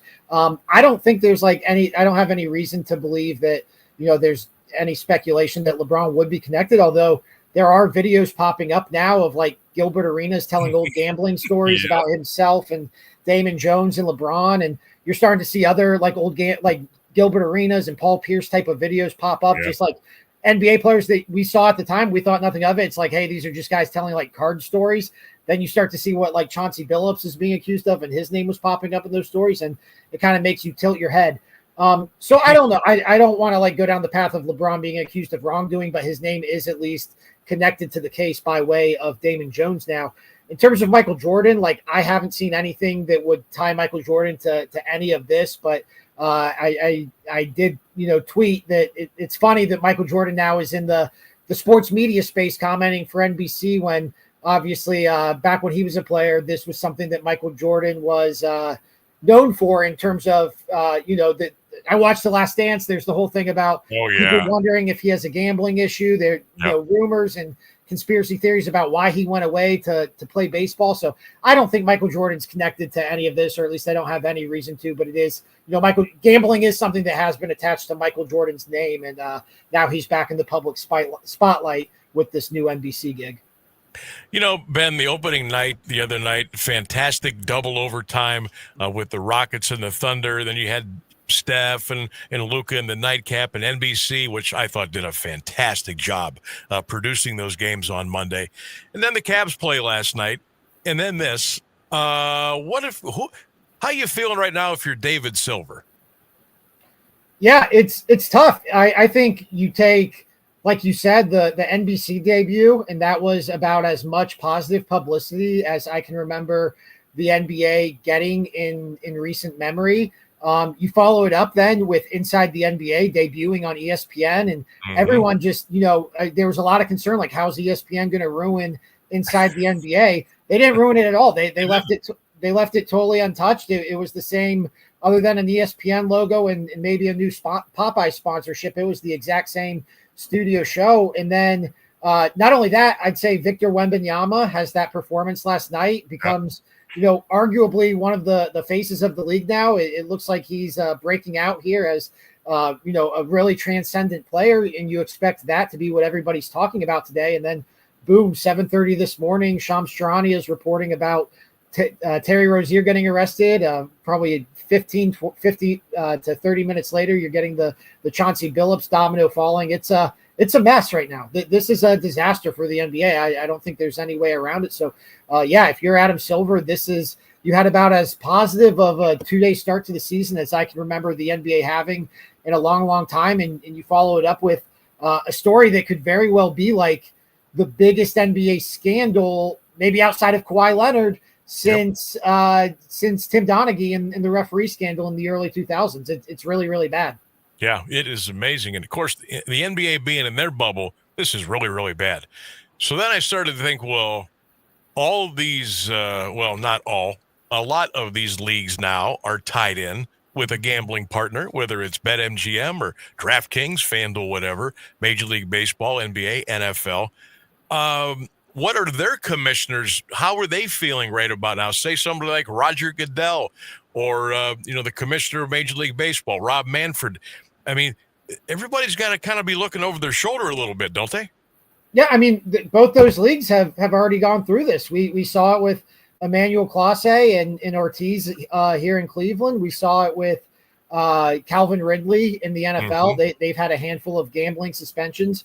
I think this is going to be something that's probably an annual story for these leagues, because I think, on the one hand, I think people could say there's this proliferation of gambling now. It's only going to open up the doors to more scandals and the avenues for more issues.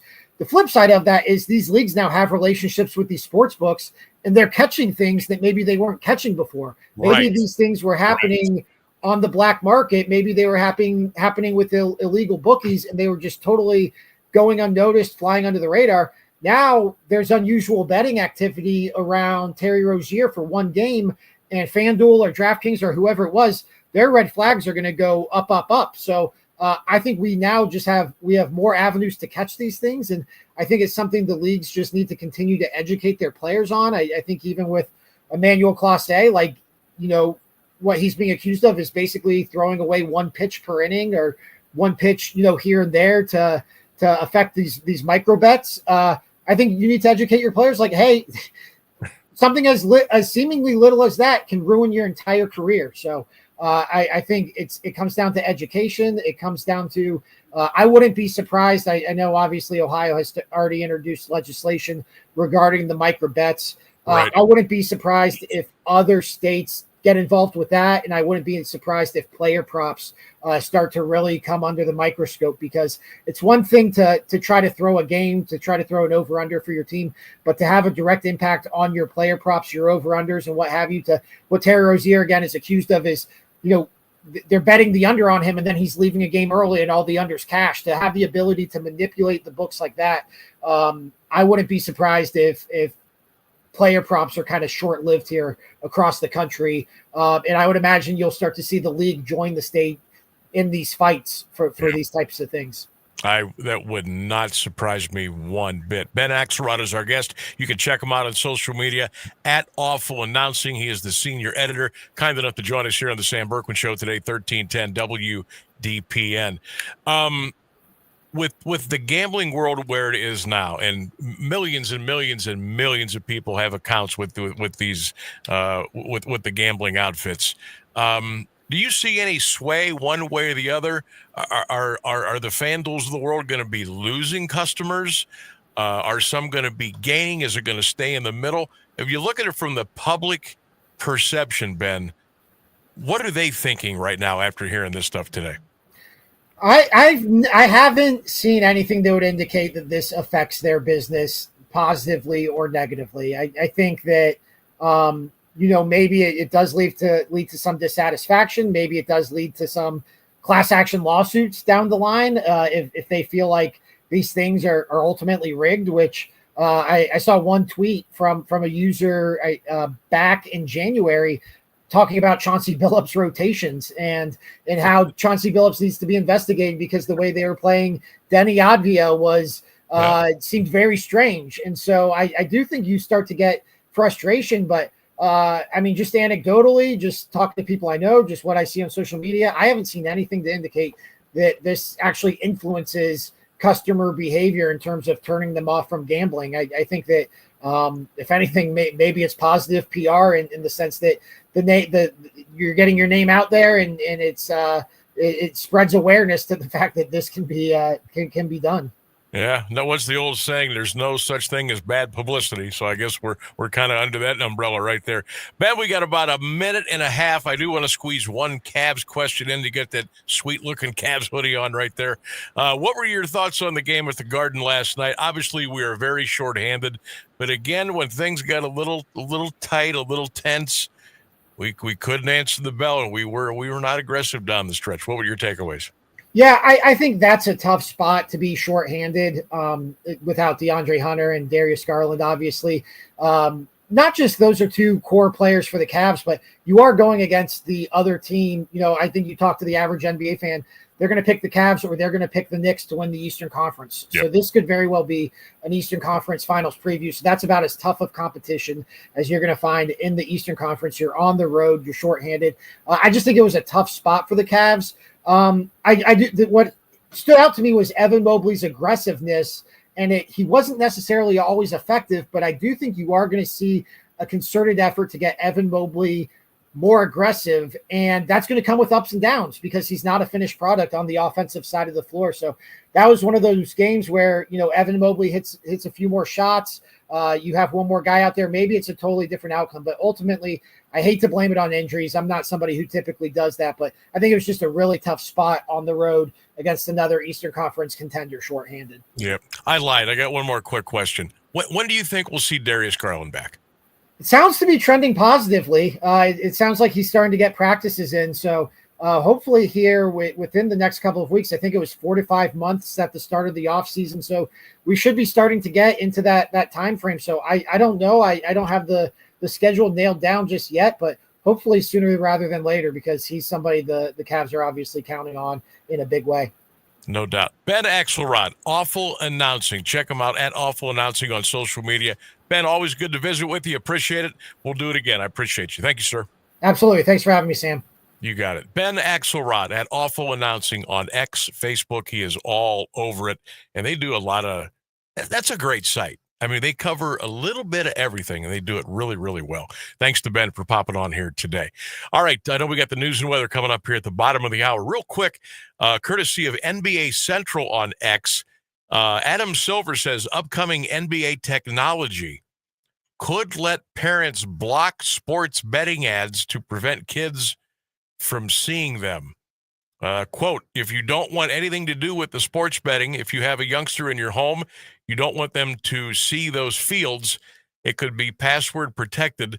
Click, click, all those fields are gone. You don't have to experience any sports betting ads or an announcer commenting on betting probabilities. That from David Stern, and of course, that just posted by NBA Central on X. All right, we got to take a break. We got the news and weather coming up at the bottom of the hour.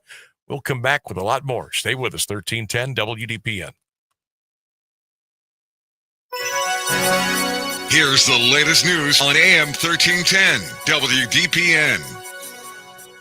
Good afternoon. It's 4:30. The shutdown of the federal government is into its 22nd day, and Democrats and Republicans are no closer to reaching a deal that would reopen the government. More from ABC News senior White House correspondent Selena Wang. The Democrats, they are calling on President Trump to come to the table, but he's not willing to do so until Democrats vote to reopen the government. Well, Democrats, they are demanding an extension of those expiring Obamacare subsidies so that healthcare premiums don't skyrocket for millions of Americans.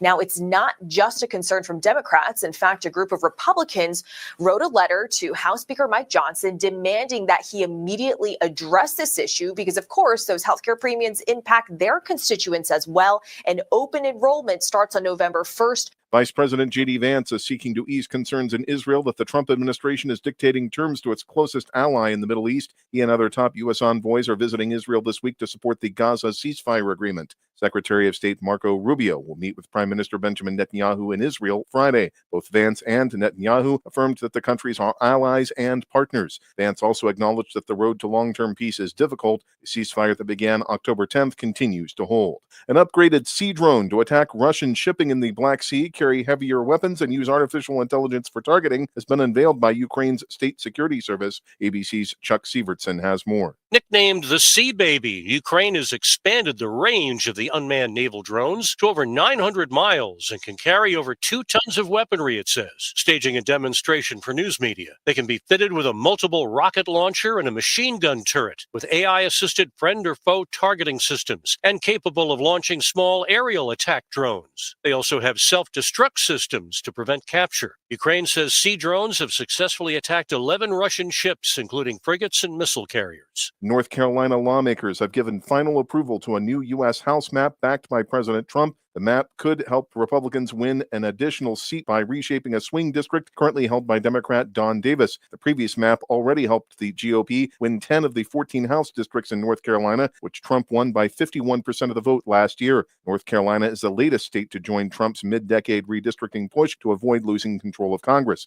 Texas and Missouri lawmakers already redrew their maps. California lawmakers countered by asking voters to approve a map to help Democrats. It's 46 degrees in Alliance at 432. This is WDPN News. I'm Jeff Mears. Now, the Alliance Area Weather Forecast on AM 1310 WDPN. Showers this afternoon, cloudy, a high near 52, breezy, chance of rain 60%. Tonight, mostly cloudy, chance of showers, and a low near 36. For Friday, 30% chance of rain, mainly before early afternoon, partly sunny, a high 52. For Saturday, areas of frost early, otherwise mostly sunny, a high near 55. That's your WDPN weather. High school football continues on AM 1310 as the Alliance Aviators take on the Marlington Dukes this Friday evening, kickoff at 7 p.m. Sam Bourquin will have the live play-by-play action here on AM 1310 and streaming live on the Q92 Radio Sports Network. The Aviators and the Dukes this Friday at 7 here on AM 1310 WDPN. This is the last week to order roses from the Alliance Lions Club. Only $23 a dozen. Friday, October 31st, delivery to area businesses. And Saturday, November 1st, delivery to area residents. Contact any Lion member today or call 330-417-4145. That's 330-417-4145.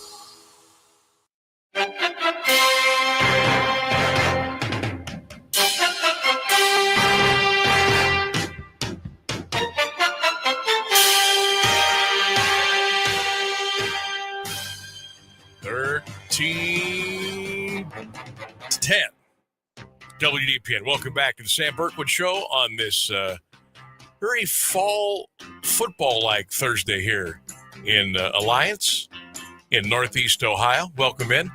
Thanks to Jeff Dart from the University of Mount Union for joining us in the 3 o'clock hour.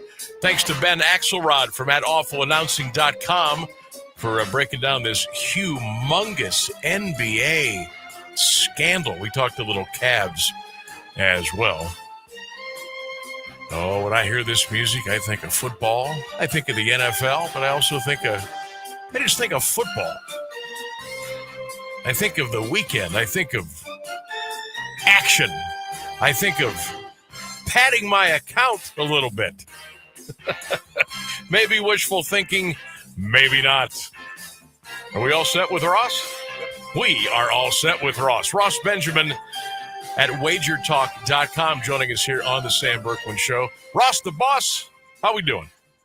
I'm doing good. I've done a lot of padding of my bankroll since the start of the football season. Actually, in the baseball season, all the way back to the NBA Finals, Sam. So, for a guy who does it every day full time, I've done my work well.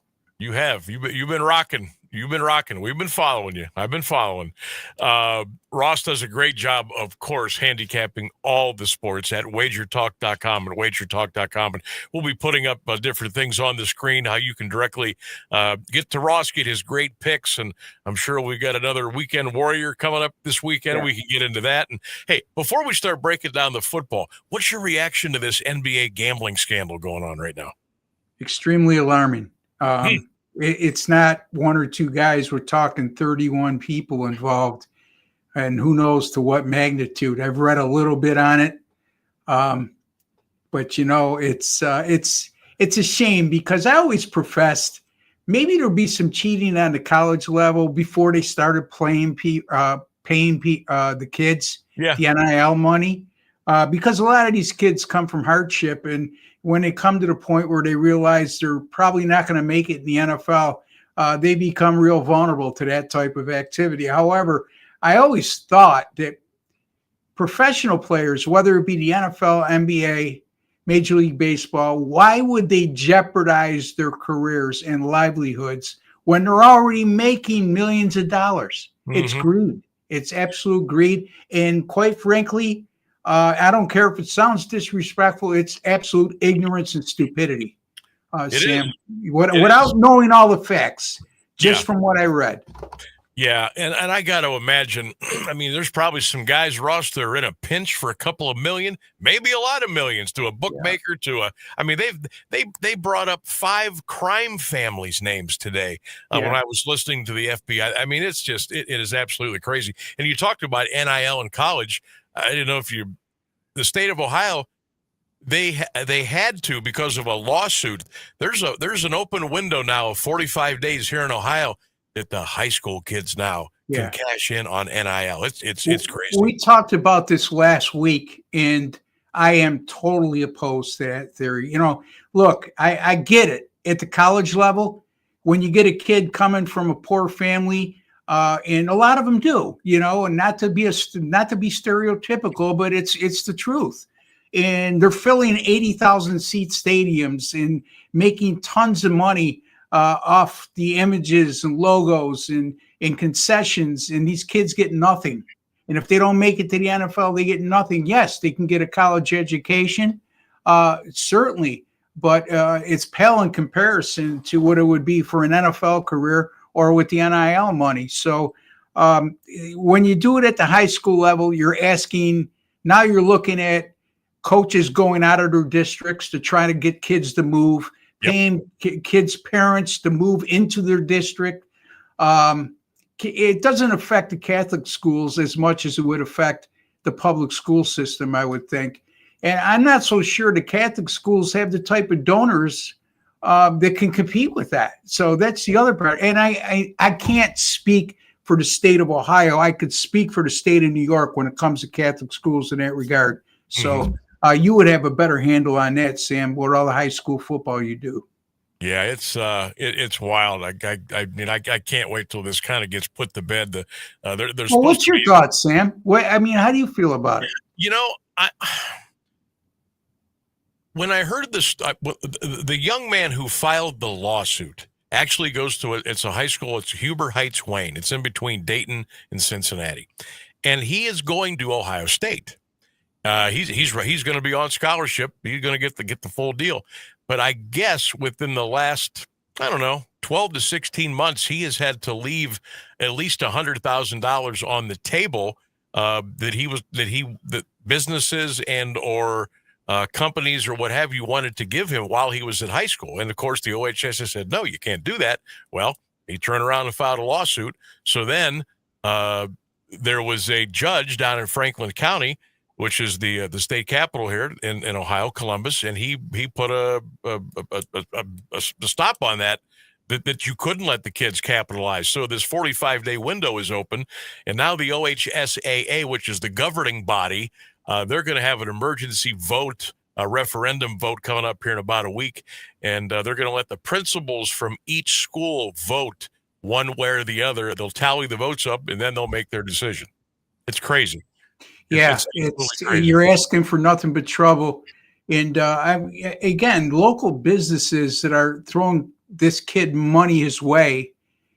I mean, is it local businesses within the school district where he's going, or I don't get it? Yeah, that was kind of vague. There wasn't a whole lot of peeling back the layers on that. But I mean, geez, I don't know. I can tell you too, with the NBA players, once you start getting involved with the crime families of New York, you can't get out of those types of situations. No, you cannot forget about it. Without repercussions. Let's put it this way. And I certainly don't know other than my conjecture on that. Okay, so I don't know anything factual, but I know from past experience.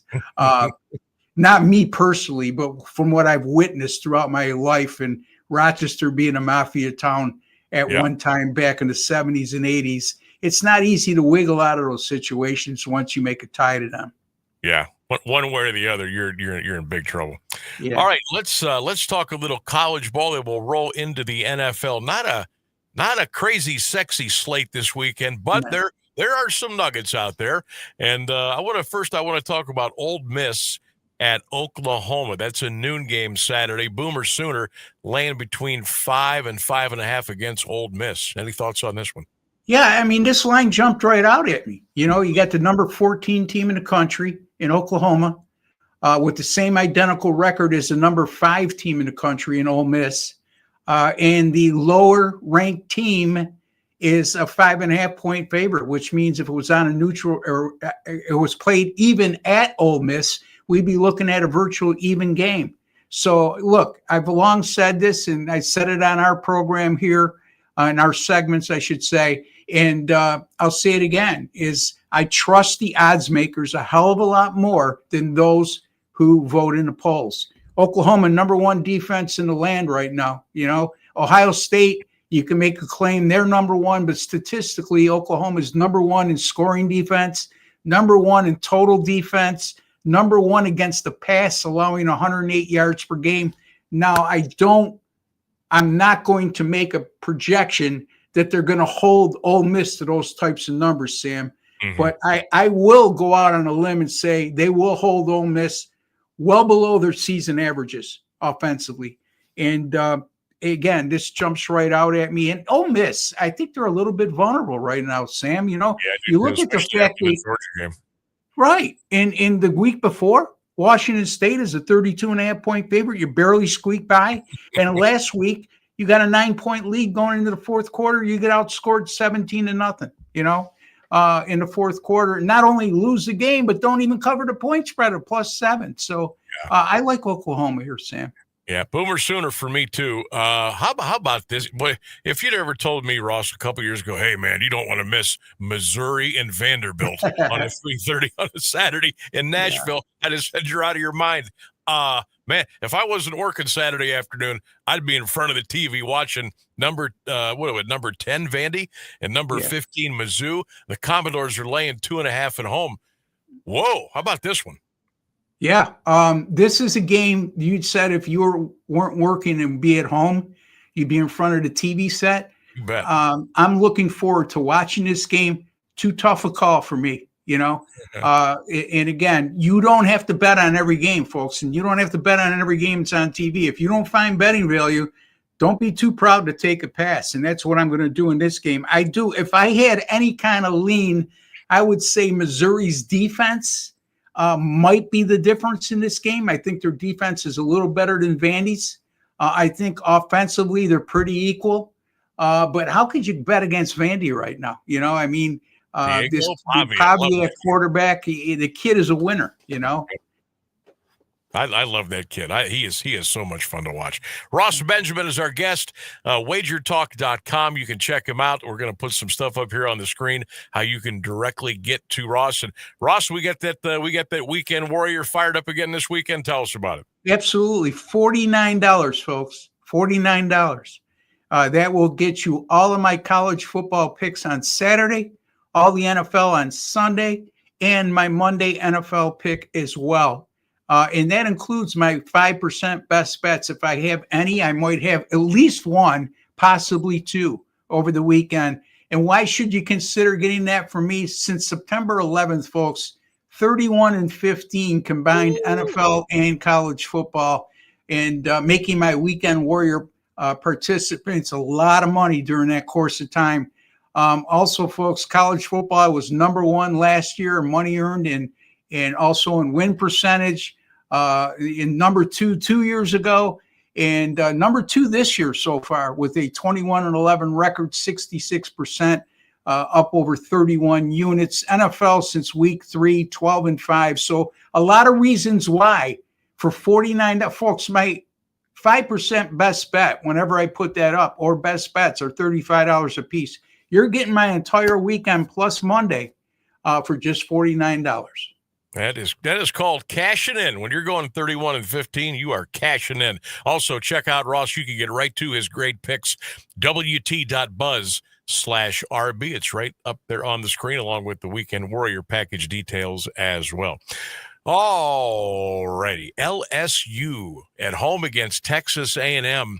The Aggies are coming in laying 2.5. Danger territory here for A&M, or are they just that good that they should be able to go into Death Valley and get it with a win? I think they're that good. The bottom line is this, you know, going against LSU in Baton Rouge on a Saturday night is usually a losing proposition.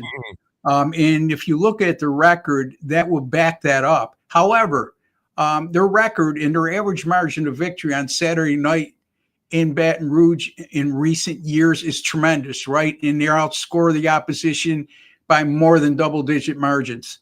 However, most of those games, they were a double-digit favorite and a heavy favorite in. All of those teams prior, I shouldn't say all of them, but in recent seasons, LSU's offense has been pretty dynamic. I think that's the most disappointing part of LSU's season thus far. They only have 2 losses. They're not out of it completely, but their offense is vastly underachieved. Their defense is really good. No two ways about it. But sometimes when your offense can't sustain drives, other teams are on the field way too much, and Texas A&M is certainly capable of that. And you wear the defense down. So I think you should stand up and pay attention when you see LSU as an underdog on a Saturday night in Baton Rouge. And like I keep telling you, folks, think like an odds maker. Yep, that's right. Ross Benjamin is our guest. Check him out at wagertalk.com. You want to get right to him, wt.buzz/RB, and get those winning selections for another winning weekend. All right. This game, not as much juice as it has had in the past, but it is a rivalry game. And I don't know. I don't know whether to believe. I don't know what to believe about Michigan. Ross, they're laying 14.5 on the road. Their rival, East Lansing, they're ranked to 25th in the country. Who is Michigan, Ross? Who are they? Overvalued in many instances this year. Is nowhere near as good as they've been in past years. But the problem is, for Michigan State's not very good either, especially in recent games. They covered last week when they kick a last-minute field goal down 17, which makes you scratch your head, right? But in any event, I'm not willing to lay double-digit points on the road with an unranked team in a rivalry game, and I'm not going to ask bad teams to do good things for me, and that's what Michigan State is. There's a hell of a lot better value on the board than this game. No doubt. All right, the fans in Ohio, they're looking for somebody to watch and bet on this weekend because the Scarlet and Gray are on a bye. So I figure we'd take a little trip down to Nippert Stadium. Number 21 ranked Cincinnati Bearcats welcome in Baylor. UC is laying 3 and a hook at home. Any lean here? Yeah, I mean, Baylor is going to present a lot of problems offensively. I mean, they can move the ball, but their defense is, on the other hand, their defense isn't very good. Cincinnati riding a wave of momentum here. I just like the way the Bearcats are playing right now. Baylor has found ways to lose close games this year. So my lean would be on the Cincinnati Bearcats in this situation.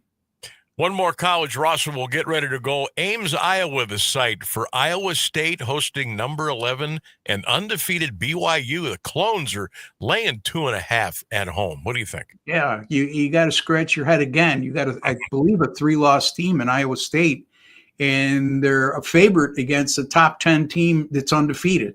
Kind of hard to imagine. Ordinarily, I would say Iowa State's got to be the play because that's my contrarian mindset, and I always profess to follow the odds makers.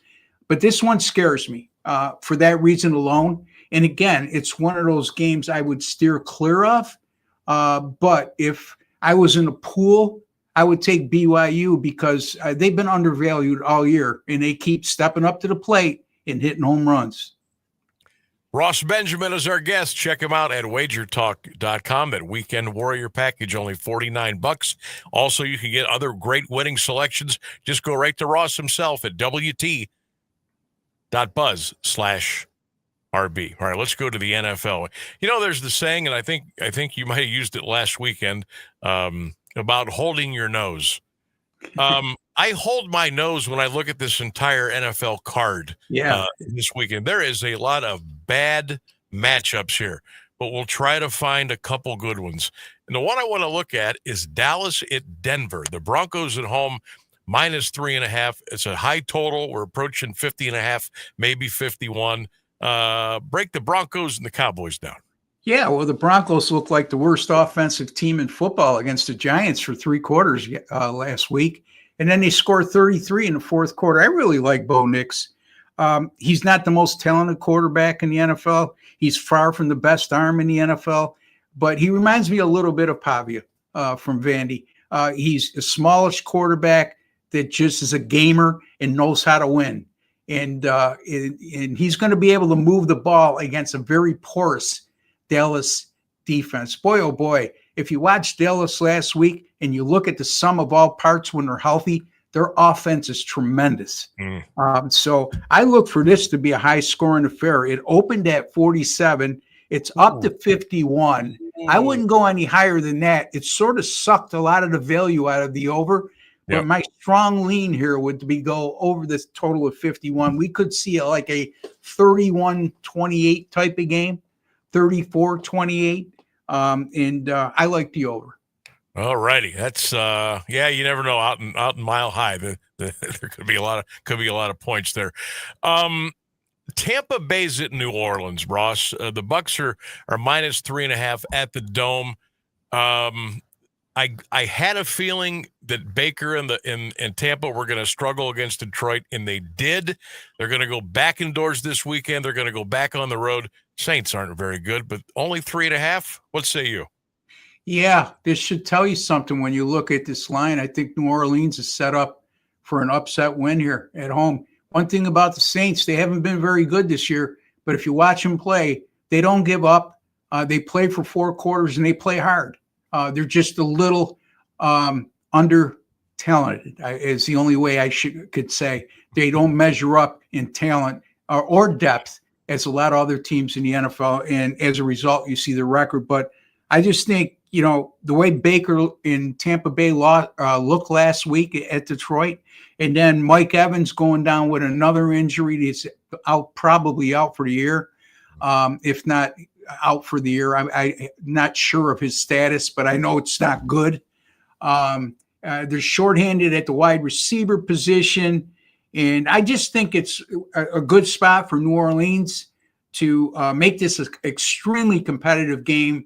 I wouldn't get greedy and take New Orleans on the money line, but I certainly would take the hook with the 3 here, and a game that goes right down to the wire. I like New Orleans in this game. Yep, I like that hook. that hook is really big there. All right, 2 more, Ross, and we'll let you go. Of course, we have to save who for last. The Packers and the Steelers. This is the Sunday night game at Acrisure, the home of the newly resodded surface. We'll see how that holds up. Packers are laying 2.5 on Sunday Night Football. What do you like? Yeah, a lot of people are going to say under. And again, I like the over. I like the over 46. I think Pittsburgh's offense, even though Green Bay's defense is pretty good, and Pittsburgh's defense isn't bad either, but you saw how Cincinnati moved the ball in Pittsburgh, and Green Bay has not been the same team on the road as they've been at home. So I look for this to be a 27-24 type of game, one that goes right down to the wire, and a game that will sell over the total of 46, which is still, even though we've lost value from 43.5, still a reasonable number. Ross Benjamin, our guest. Get right to him at wt.buzz/RB. Again, $49 for the Weekend Warrior package. That includes Saturday, Sunday, and the Monday Night Football games. Get on the horn now with Ross Benjamin. All right, my friend. The Browns at the Patriots on Sunday, 1 o'clock Foxborough. This thing opened 7.5. I see it down to 6.5 in a lot of books. Patriots are the favorite at home. Do the Browns have a fighting chance here, or was last Sunday pure fool's gold with that win over Miami? Well, it was fool's gold for us because we won. I mean, we took, I don't know if you call it fool's gold, but it was gold because we had Cleveland on the show. Sure but here's the way I look at this game. Both of these defenses statistically are very good. New England can move the ball. Drake May is a very good offensive quarterback, and their offensive skill position players are a little bit underrated. But the Browns, if they're going to stay in this game, they got to do it with their defense. And hopefully they can get the running game going like they did a week ago. the rookie had a tremendous game last week, as I recall. But I like this game to go under. I mean, the total's 41. It's a low number, but it's for a reason. I mean, you look at the fact the Browns are allowing a little over 300 yards per game. New England allowing 19 points, a little over 300 yards per game. The Browns giving up like 24 points per contest, but a lot of that isn't because of their defense. It's because of turnovers. It's because of mistakes to create short fields. So I like this game to go under the total, Sam. All right. There he is, Ross Benjamin. He visits with us every Thursday at 4:35 here on AM 1310 WDPN. Again, Ross Benjamin at wagertalk.com to go right to him and get his winning picks. Piece of cake. WT.buzz/RB. And don't forget, take advantage of that $49 Weekend Warrior winning package. Ross. And one last note. I do sir. have a Thursday night winner up right now in the Chargers and Vikings game. At WT.buzz/RB, the winning side. So take advantage of that, folks. Get your NFL Week 8 wagering off to a profitable start. Purchase the play, and I'll march you into the winner's circle. Sounds good. Vikes Chargers. Get it right now. WT.buzz/RB. Ross, always a pleasure. Best of luck this weekend. We'll talk to you next Thursday. Thanks for having me, Sam. You got it. Ross Benjamin from wagertalk.com. I forgot about the Thursday game. I forget about those things. Amazon Prime. I mean, I got to go down in the basement tonight again so I can watch that game. It's the only place I can get Amazon down. It's ironic, actually. In the cave. Yeah. The one game I can watch easily is the one game that you cannot watch easily. I mean, I guess I make it sound a whole lot more exasperating than it is. All I have to do is go down the steps. That's all I have to do and turn the TV on. But, sometimes you just get comfortable in the main quarters of the house and you just don't want to go upstairs or downstairs. And there are times that I don't do either. And I wake up at 2, 3 in the morning, like in the movies. I got the remote in my hand. My head's tilted back. I'm sound asleep. The TV's on. I can't tell you how many times that happens.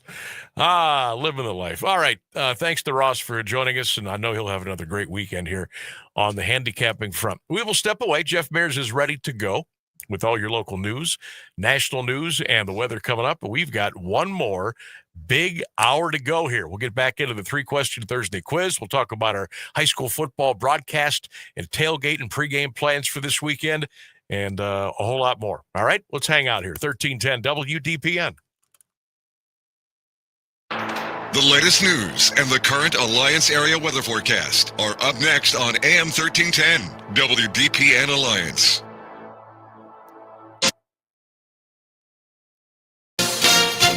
ABC News, I'm Brian Clark. It's the third day of the NBA season, and the coach of the Portland Trail Blazers, Chauncey Billups, is under arrest. So is Miami Heat player Terry Rozier. There are more of 30 people arrested in a federal gambling sting involving unlawful betting and fixed poker games. This comes as legalized gambling has surged in popularity, but federal prosecutor Joseph Nacella said today, the sports books themselves are victims in this case. They themselves did not, as far as our investigation has concluded, they did not perpetrate anything unlawful. Billups and Rozier are on leave. President Trump said he is not sending federal troops to San Francisco this weekend after he spoke with the city's mayor. American ranchers say they aren't happy. The president's committed to buy more beef from Argentina. The White House says the president wants to increase supply to lower prices, and the Senate did not advance a bill that would have paid some federal workers during the shutdown. This is ABC News. Workdays can be unpredictable, but your workwear shouldn't be. With a Cintas Apparel Plus program, you'll have freshly laundered garments for everyone on your team delivered every week. Cintas has workwear for just about any job imaginable, with high-performance fabrics and an uncompromising fit that stretches and moves with you. Don't leave looking and feeling good to chance. Visit Cintas.com. Oh, I'm ready! And get ready for the workday. How do you stay humble when you're America's #1 wiper blade? That's what we're currently dealing with at Rain-X. Is it even possible to humble brag when you bully Mother Nature like we do? Do we sound too conceited if we keep repeating how Rain-X is the #1 brand of wiper blades in America? No, we'll take a lesson from our wipers and just keep doing our job with humility. as America's #1 wiper blade. Rain-X. Outsmart the element. Now, the latest Alliance area news from Jeff Mears on AM 1310 WDPN. Good afternoon. It's 5:02. A Smith Township man charged with aggravated murder will undergo a third competency evaluation. Today, Mahoning County Common Pleas Judge Anthony D'Onofrio ordered the evaluation for 33-year-old Nicholas Cunningham. It was requested by prosecutors and defense attorneys. Cunningham was found not competent in April 2024 and competent last April. He's also charged with aggravated burglary and violating a protection order in the October 2023 slaying of 44-year-old Gina Wade of Smith Township. She was found dead in her Courtney Road home. Cunningham was scheduled to stand trial November 3rd. It's been rescheduled for April 20th. The Canton Metro crash team is investigating after a train struck and killed a pedestrian. Police say the incident occurred around 9:25 this morning near the 1200 block of Camden Avenue Southwest. The individual was transported to a local hospital. They died a short time later. Further details are not available. 3 members of a Canton family are headed to jail for asking a 7-year-old girl to lie about being sexually assaulted by her uncle. 47-year-old Yule Oliver, his 46-year-old wife Kimberly, and their 19-year-old daughter Katrin were sentenced by Canton Municipal Court Judge Dennis Barr to 180 days behind bars Monday.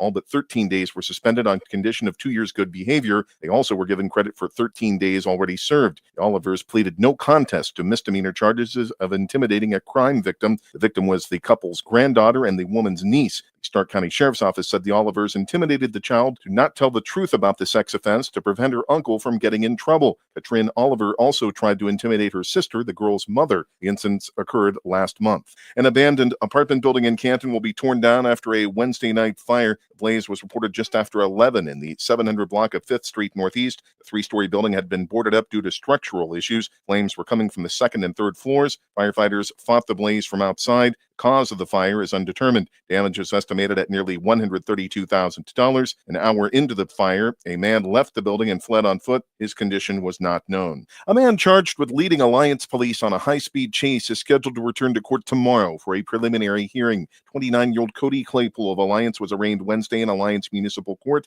He's charged with failure to comply, reckless operation, possession of methamphetamine, and drug paraphernalia. On the evening of October 16th, officers were called to an East Milner Street address after reports Claypool had threatened to attack his pregnant girlfriend. He sped away from an attempted traffic stop. Claypool also allegedly had threatened to ram police cars and shoot up the police station. Pursuit reached speeds of 90 miles per hour. It ended when Claypool's car collided with a vehicle at East Simpson Street and South Freedom Avenue. The second car's driver and passenger were injured. Claypool was taken to Mercy Hospital with severe head injuries. Officers reportedly found meth, Suboxone, and a glass meth pipe in his vehicle. Area residents who receive SNAP benefits are being told the ongoing shutdown of the federal government could cause delays in issuance of new benefits. Stark County Job and Family Services says Ohio Job and Family Services informed them it could happen beginning Saturday, November 1st. It's unclear how long the delays may last. Despite the potential postponement, the Stark County agency says staff will continue processing new applications and recertifications so benefits can be issued as soon as federal funding resumes. A state grant will help the Altman Health Foundation help survivors of human trafficking. A grant of nearly $50,000 is part of $2.1 million given to 33 nonprofit organizations in the state. Others receiving money from the fund are Compass Family and Community Services in Mahoning and Tuscarawas counties and the Children's Advocacy Center of Portage County. Altman says it will use the money to provide direct patient care, forensic examinations, collaboration across multiple counties, outreach and education, and follow-up services. A Columbiana County nonprofit is the subject of a lawsuit filed by Ohio Attorney General Dave Yost. Named as defendants are Lamb's House, its founder and president Mark Altomayor, and 2 board members. The nonprofit is based in Rogers and is described as a ministry supporting addiction services. The suit accuses Lamb's House of misusing charitable funds. It seeks to dissolve the nonprofit and asks the court to appoint a receiver to manage remaining assets. The suit states Lamb's House has not served any charitable purposes since at least 2017. Altomayor allegedly misused tens of thousands of dollars in funds to cover personal expenses. The 43-acre property, including a 9-bedroom house, reportedly has served only as a home for Altomayor, its sole employee. A Boardman man who pleaded guilty to child pornography charges will be sentenced in February following a pre-sentence investigation. 43-year-old Gary Hensberger entered the plea this week in federal court to charges of receiving, distributing, and possessing visual depictions of minors engaged in sexually explicit conduct. 1 count of possession of child pornography was dismissed. The alleged crimes occurred between February 7th and March 25th of this year. Police seized a laptop during a March search of a home on Matthews Road in Boardman. It reportedly contained child sexual abuse material, including at least 1 image of a child under the the age of 12. Federal charges have been filed against 2 employees of Youngstown's private prison. DEA agents set up surveillance Saturday night and observed 47-year-old nurse Jody Johnson carrying a bag containing several boxes into the facility. She was screened by 62-year-old security guard Brenda Dixon, who let Johnson through a security checkpoint. Johnson was stopped by agents who discovered tobacco, marijuana, methamphetamine, vape cartridges, and cell phone chargers in the boxes. She reportedly admitted smuggling 6 phones into the prison the day before and having taken contraband into the facility since February. The 2 were charged with possession with intent to distribute a controlled substance and providing or possessing contraband. A Warren man arrested following a chase involving police is hospitalized for a mental evaluation. 34-year-old Michael Harris allegedly drove away from an attempted traffic stop in Weathersfield Township early today. Officers were joined by Girard police before they called off the pursuit. Liberty Township police later spotted Harris near Laurel Street. He reportedly put a box cutter to his throat and refused orders to drop it. Police say Harris wanted them to shoot him. He surrendered after more than an hour of negotiations. Harris is charged with inducing panic, obstructing official business, and disorderly conduct. A church youth leader in Warren will not spend time in prison for an inappropriate relationship with a juvenile girl. 21-year-old Virgil Ball of Warren was sentenced Wednesday by Trumbull County Common Pleas Judge Sean O'Brien to 3 years probation. He will be on electronic house monitoring for 6 months. Ball also was ordered to have no contact with the victim and undergo a mental health assessment. He pleaded guilty in July to 7 counts of an amended indictment that included charges of importuning and unlawful sexual conduct with a minor. The crimes took place between August 2023 and February 2024, when the victim was 13 and 14 years old. The 2 knew each other through the church they attended. Manaway Village Council asked for an investigation of the police chief in 2022. Wednesday night, it voted 5-1 to fire him. The action concerns a relationship between Chief Joe Urso and Patrolman Miranda Brothers. The village's policy doesn't prohibit romantic relationships between employees. It does prohibit supervising a romantic partner. Officials expressed concerns about potential conflicts of interest. Aurora Law Director Dean Tapiro led the investigation. Taking a look at Wall Street, the Dow Jones Industrial Average closed today at 46,734, up 144 points. The Nasdaq Composite rose 201 points, ending at 22,941, and the S&P 500 closed at 6,738, up 39 points. It's 50 degrees in Alliance at 5:09. This is the local edition of WDPN News. I'm Jeff Mears. Here's the latest forecast on AM 1310 WDPN. Some showers in the forecast for this afternoon. Cloudy skies, a high near 52, chance of rain 60%. Tonight, a chance of showers, mostly cloudy, a low 36. Friday, chance of showers in the morning and early afternoon, partly sunny, a high 52, chance of rain 30%. Saturday, areas of frost early, otherwise mostly sunny, a high near 55. That's your WDPN weather.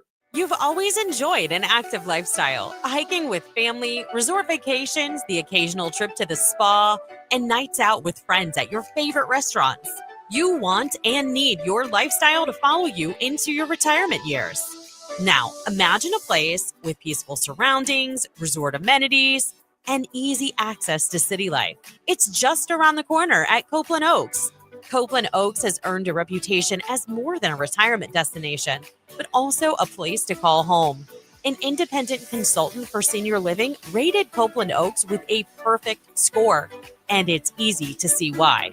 Maintain your lifestyle on the beautiful Copeland Oaks campus with all the amenities you love, and if you need it down the road, assistance is there. Keep living your life to its fullest at Copeland Oaks, your all-inclusive senior living resort. Visit CopelandOaks.com for more information. That's CopelandOaks.com. Live from the AM 1310 WDPN studio, it's time for live and local sports talk. It's the Sam Bourquin Show. I'm ready. Give the show a call at 330-821-1310. Good call, meatball. Watch the Sam Bourquin Show on the AM 1310 Facebook page, the Q92 YouTube page, and on X. This is the Sam Bourquin Show on AM 1310 WDPN. Defended, good contest from Ball. Mitchell spins. Mitchell feeling it. Mitchell three-pointer. It's good. Some Mitchell madness here in the third quarter. Only had one double-digit rebounding game last year. Mitchell lost it, and Anunoby on his horse. Hands to Bridges, and he skies to the rim. Driveway when you're 8 years old. What do you do? Wemby three. You bet. Plus the foul. Jones attacks. Lobs piece up. Oh! Shot slammer Jabba's back, baby. Hoops are back, no doubt about it. Football tonight in the NFL. Chargers in the Vikings. High school football tomorrow. McKinley-Massillon on Saturday. Couple of good college games Saturday. Not many, couple. You get the Browns and the Pats on Sunday. Couple of good NFL games on Sunday. Again, not a lot. Packers-Steelers should be fun. I think Broncos-Cowboys will be fun. Welcome back to the Sam Bourquin Show, everybody. AM 1310 WDPN. Don't forget, you can always watch and listen live on the Q92 radio page on YouTube, which a lot of you are doing right now. I can see the numbers going up as we speak. You can also leave your comments about anything, about any of our conversations in the comments section on YouTube. While you're there, make sure you hit that subscribe button as well. We appreciate that big time. Also, you can listen and watch on the WDPN Facebook page, our X page, and hey, you know what? There's still something cool about listening on the radio. AM 1310 WDPN, whether you're at home, whether you're in your car, you got your Alexa play 1310 WDPN. It'll pop us right on. Lots of different ways you can catch us. We're with you Monday through Friday, 3 until 6, right here on AM 1310 WDPN. All right. Gee whiz. I want to thank all of our guests today. Everyone was outstanding. Jeff Dart, head coach of the University of Mount Union. He joined us today. Ben Axelrod from Awful Announcing joined us to talk about the NBA gambling scandal. And, of course, our good buddy Ross Benjamin from WagerTalk.com joined us the last hour, breaking down and handicapping the big college and pro games coming up here this weekend. Now, some of you have just asked in the last 5 or 6 minutes, hey, I missed Ross's picks. I missed the coach. You can go back and listen to all these interviews anytime. We will post them a little bit right after the show on our social media platforms, 1310 WDPN Facebook page. I will share them on all of my Facebook pages as well. You can also go back and grab it on YouTube as well. So if you missed any interviews, if you ever miss any interviews, you can always go back and listen to them any time.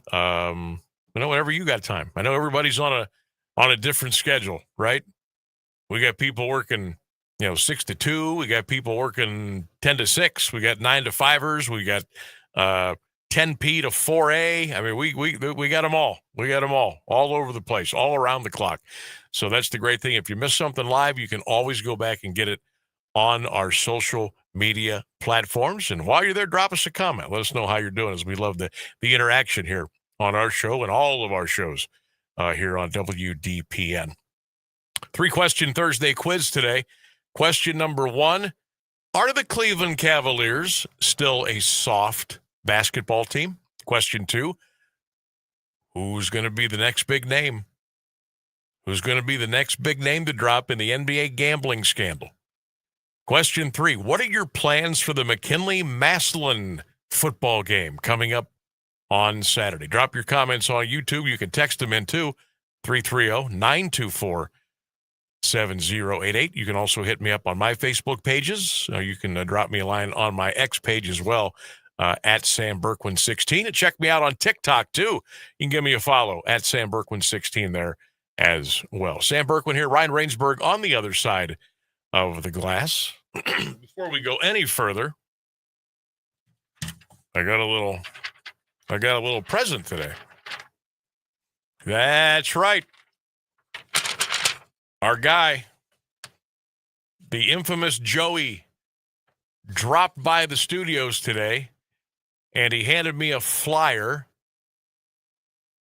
from an article about the 1975 Massillon Alliance game. This was on October 31st of 1975. The Aviators beat Massillon 6-3 at Paul Brown Tiger Stadium. Now it's in black and white, but Some pretty good photo. It's a two-sided. I don't know if you can see this on the camera. I'm going to show you like the front page. I don't know if I could zoom in there a little bit. That's the front page. That is legible. Is that legible? Yep. Okay, that's the front page of it. I assume this is the Alliance Review. I mean, I don't know why it wouldn't be. So that's the front, and then the back. I've got a little caption story, and then there's 3 photos here. Okay, now I know the photos are probably going to be a little harder to see. I'll put those a little bit closer, but this is pretty cool. This is a nice little article, and I want to thank Joey for bringing this in. Give me 1 second. Well, as a class of 2012 aviator who was not born anywhere near that time period, I had no idea that Alliance had ever beaten Massillon. So it was pretty cool to find out. Yeah, 6-3. Low scoring game. You know what's coming now, because if I got to read an article from 1975, I'm probably going to put these on. So I'm going to read you a couple of excerpts from the paper here. It says, on October 31st, 1975, the Alliance Aviators handed a 6-3 defeat to the Massillon Tigers in Tiger Stadium. Determination proved worthy of the victory. Tears of joy filled the eyes of fans, coaches, and players as the bus returned that night to Aviatorland, being greeted by a large group of Alliance supporters. An appreciation assembly held in honor of Coach Juice Tonjes and his team were viewed by the Alliance High School student body. The Aviators' triumph over the Massillon powerhouse will go down in history as a melodramatic and memorable moment in Alliance High School football history. That's kind of cool. Now, as far as the participants in the photo here, Donnie Johnson is in one of the photos. Excuse me. Charles Banks is in a photo. Gilbert Goodwin is in the photo. Paul Bowman, Art Kennedy, Richard Scott, Don Johnson. They're all in some of these photos in the 1975 article when Alliance upset Massillon at Paul Brown Tiger Stadium by the score of 6-3. So that's pretty cool stuff. I want to thank Joey for dropping that off, and I figured I'd give it a little read here this afternoon. Hopefully you enjoyed that. Take you back in time a little bit if you're a big Aviator fan, which I know a lot of you are. Looks like Massillon being the home team that night. Looks like they wore their white jerseys that night at home with their black pants and white helmets. I can't tell what the Aviators have on. It could be the powder blue, could be red. But I believe Joey told me that they back in that day they had a more royal, deeper blue than the powder blue that they have today. So it looks like they've got that on jersey pants that night against the Tigers. So hey, there you go. That was back in 1975. I was almost 6 years old. My mom was 2. I think, you know what? I think my dad, because this was, this would still have been an All-American Conference game. And I think my dad went to that game. I don't think he went to the, because this had to have been on a Friday, right? October 3rd. I don't have a calendar from 1975 in front of me. But this had to have been a Friday, and McKinley may have played on that Saturday. So I think my dad went to this game. I think he was there. But yeah, that's pretty cool stuff. Thanks, Joey. Appreciate you bringing that in. Staying with the high school football theme here for a minute, I wanted to give you the latest on what's going on with this NIL deal. This is from Brad Bourneville from the Akron Beacon Journal. The OHSA Board of Directors set the dates for member schools to vote on an emergency bylaw referendum on NIL. So pay attention to these dates. The schools will cast their votes from November the 17th through November the 21st. with the high school principal voting on behalf of the school. Now, remember, each member school has one vote. The board approved the language at its September meeting in preparation for a vote of member schools during the regular referendum voting process in early May or sooner because of legal action as permitted by the OHSAA bylaw 811. So between November 17th and 21st, the school's principals are going to vote.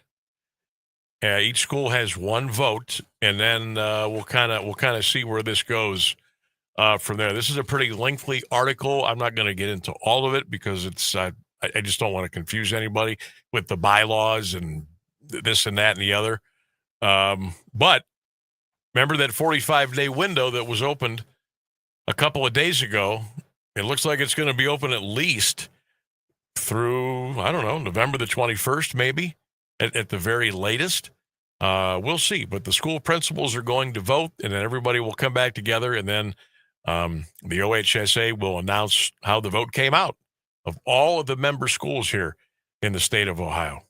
I'm interested to see how this vote goes. How does it go? And if it doesn't go the way that maybe the players want it to go, and they complain, and they go home and complain to mom and dad say, hey, yeah, you got a complaint? We're going to file a lawsuit, and there will be another one, and there'll be another one, and there'll be another one. And at that point, what do? You can't keep getting sued over and over and over and over again. And at some point, it just, it wears you down, and you say, that's it. Okay, have your NIL. I almost get the feeling that that's probably how this whole thing is going to play out. Yeah, I don't think you're wrong about that. You know what I mean? No, that's the unfortunate part, is it's just kind of going to happen, whether we think it's a good idea, whether we think it's a bad idea, whether we like it or not. Yeah, and I'm like, I don't have a dog in the fight. I mean, my son, his sports career in high school is over pretty much. The golf season ended for him in Canton Central Catholic. It's been at least a month. He's done. Unless he decides to take up another sport here during the winter or spring, which at this point I don't think. But so November 17th, 18th, 19th, 20th, 21st is when they're going to vote, and then they'll have the results. So keep those dates in your back pocket, in the back of your mind, and we'll see see how this goes. My gosh, did I talk until 5:25? You did. I think I did, and I promised I wouldn't. All right, we got to take a break. We'll come back and get back into the 3-question Thursday quiz right after this. 1310 WDPN. This fall, fear returns. Enter the Akron Haunted Schoolhouse and Laboratory. 2 terrifying attractions. 1 horrifying night. Face your deepest fears across 3 haunted floors of spine-chilling terror. Are you brave enough to make it out alive? Open now. Get tickets at HauntedSchoolhouse.com. You've always enjoyed an active lifestyle, hiking with family, resort vacations, the occasional trip to the spa, and nights out with friends at your favorite restaurants. You want and need your lifestyle to follow you into your retirement years. Now, imagine a place with peaceful surroundings, resort amenities, and easy access to city life. It's just around the corner at Copeland Oaks. Copeland Oaks has earned a reputation as more than a retirement destination, but also a place to call home. An independent consultant for senior living rated Copeland Oaks with a perfect score, and it's easy to see why. Maintain your lifestyle on the beautiful Copeland Oaks campus with all the amenities you love, and if you need it down the road, assistance is there.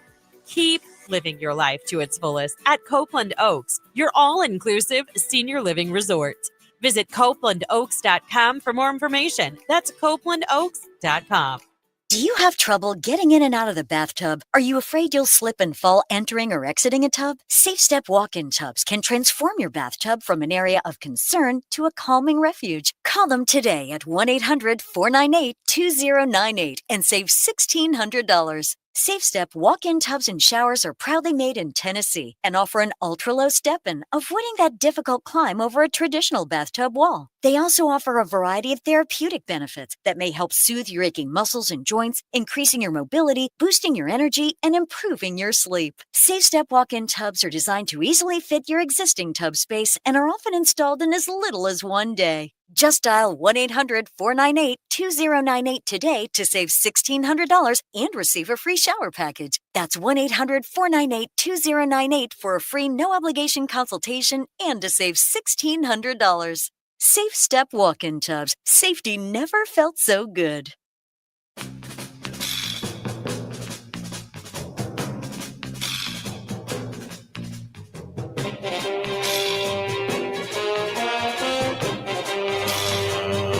Hey, real quick, Matthew checking in. Sam, I hope you have a great weekend. Don't forget Ohio State has a bye week. So what are you going to watch?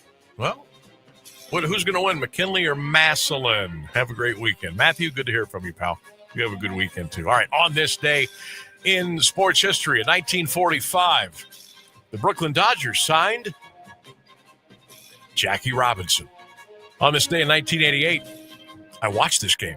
Dan Marino of the Dolphins threw for 525 yards, 3 touchdowns. He was 35 of 60 against the Jets. It's considered one of the single best passing days in the history of the National Football League. 2003, Peter Forsberg of the Colorado Avalanche scored his 200th career goal. He scored 3 goals of the Avalanche 6-1 win over the Edmonton Oilers. And finally, we've been talking about this the last week or so, magical moments in the World Series. How about 1993?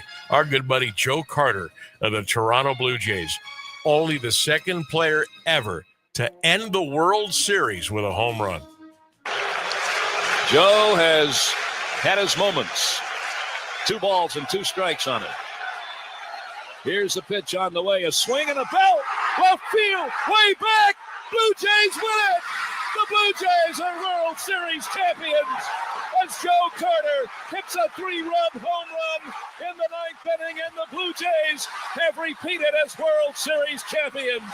Touch them all, Joe. You'll never hit a bigger home run in your life. Joe Carter. I get chills every time I see that, every time I hear it.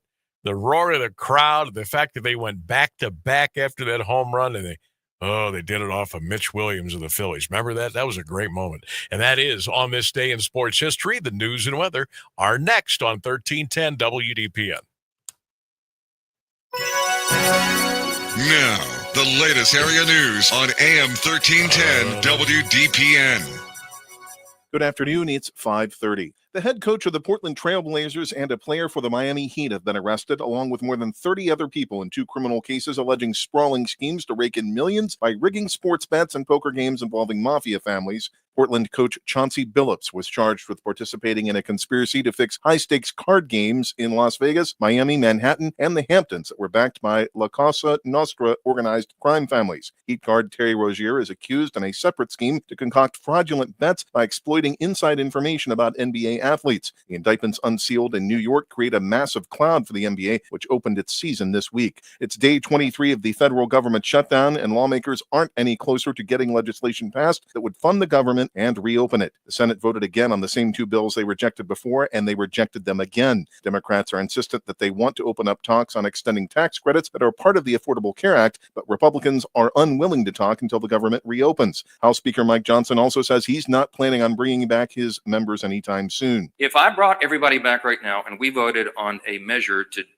do this, to pay essential workers, it would be spiked in the Senate. They're going to show you this afternoon that they would spike that bill. So it would be a waste of our time. Thousands are having to work without paychecks, and others have been fired by the Trump administration. President Trump says he's backing off a planned surge of federal agents into San Francisco after speaking to the mayor as protesters gathered outside a U.S. Coast Guard base where they were located. Trump posted on social media today that Mayor Daniel Lurie said the city was making progress in reducing crime. The president said he agreed to let San Francisco keep trying on its own. Trump's post came after Lurie said the two spoke Wednesday night, and Trump said he planned to call off a federal deployment to the city. New weekly data from Freddie Mac, the financial consultants, shows mortgage rates have fallen to their lowest level in over a year. ABC's Chuck Sievertson has more. The lower rates are boosting sales of existing homes by 1.5% from last month, says the National Association of Realtors. The 30-year fixed-rate mortgage averages 6.19%. A year ago at this time, the rate was 6.54%. Also a little lower than last week, the 15-year fixed-rate mortgage averaging 5.44%. A year ago at this time, the 15-year rate averaged 5.71%. It's 49 degrees in Alliance at 5:32. This is WDPN News. I'm Jeff Mears. Here's the Alliance Area Weather Forecast on AM 1310 WDPN. Forecast for this afternoon calling for some showers and cloudy skies, a high near 52 degrees, chance of rain 60%. Tonight, a chance of showers, otherwise mostly cloudy, a low 36. Chance of showers on Friday, mainly ending in the early afternoon, partly sunny, a high 52. Saturday, areas of frost early, otherwise mostly sunny, a high of 55. That's your WDPN weather. Catch the Mount Union Purple Raiders in action this Saturday afternoon as they take on the Polar Bears of Ohio Northern. Join Jay Wilhelm and Mike Voorhees with the play-by-play. The coverage begins at 1:15, the kickoff at 1:30, right here on AM 1310 WDPN. The Purple Raiders look to keep their season undefeated, while the Polar Bears look to come to town and spoil the party. It's Mount Union, it's Ohio Northern, Saturday afternoon at 1:30 on your home of the Purple Raiders, AM 1310 WDPN.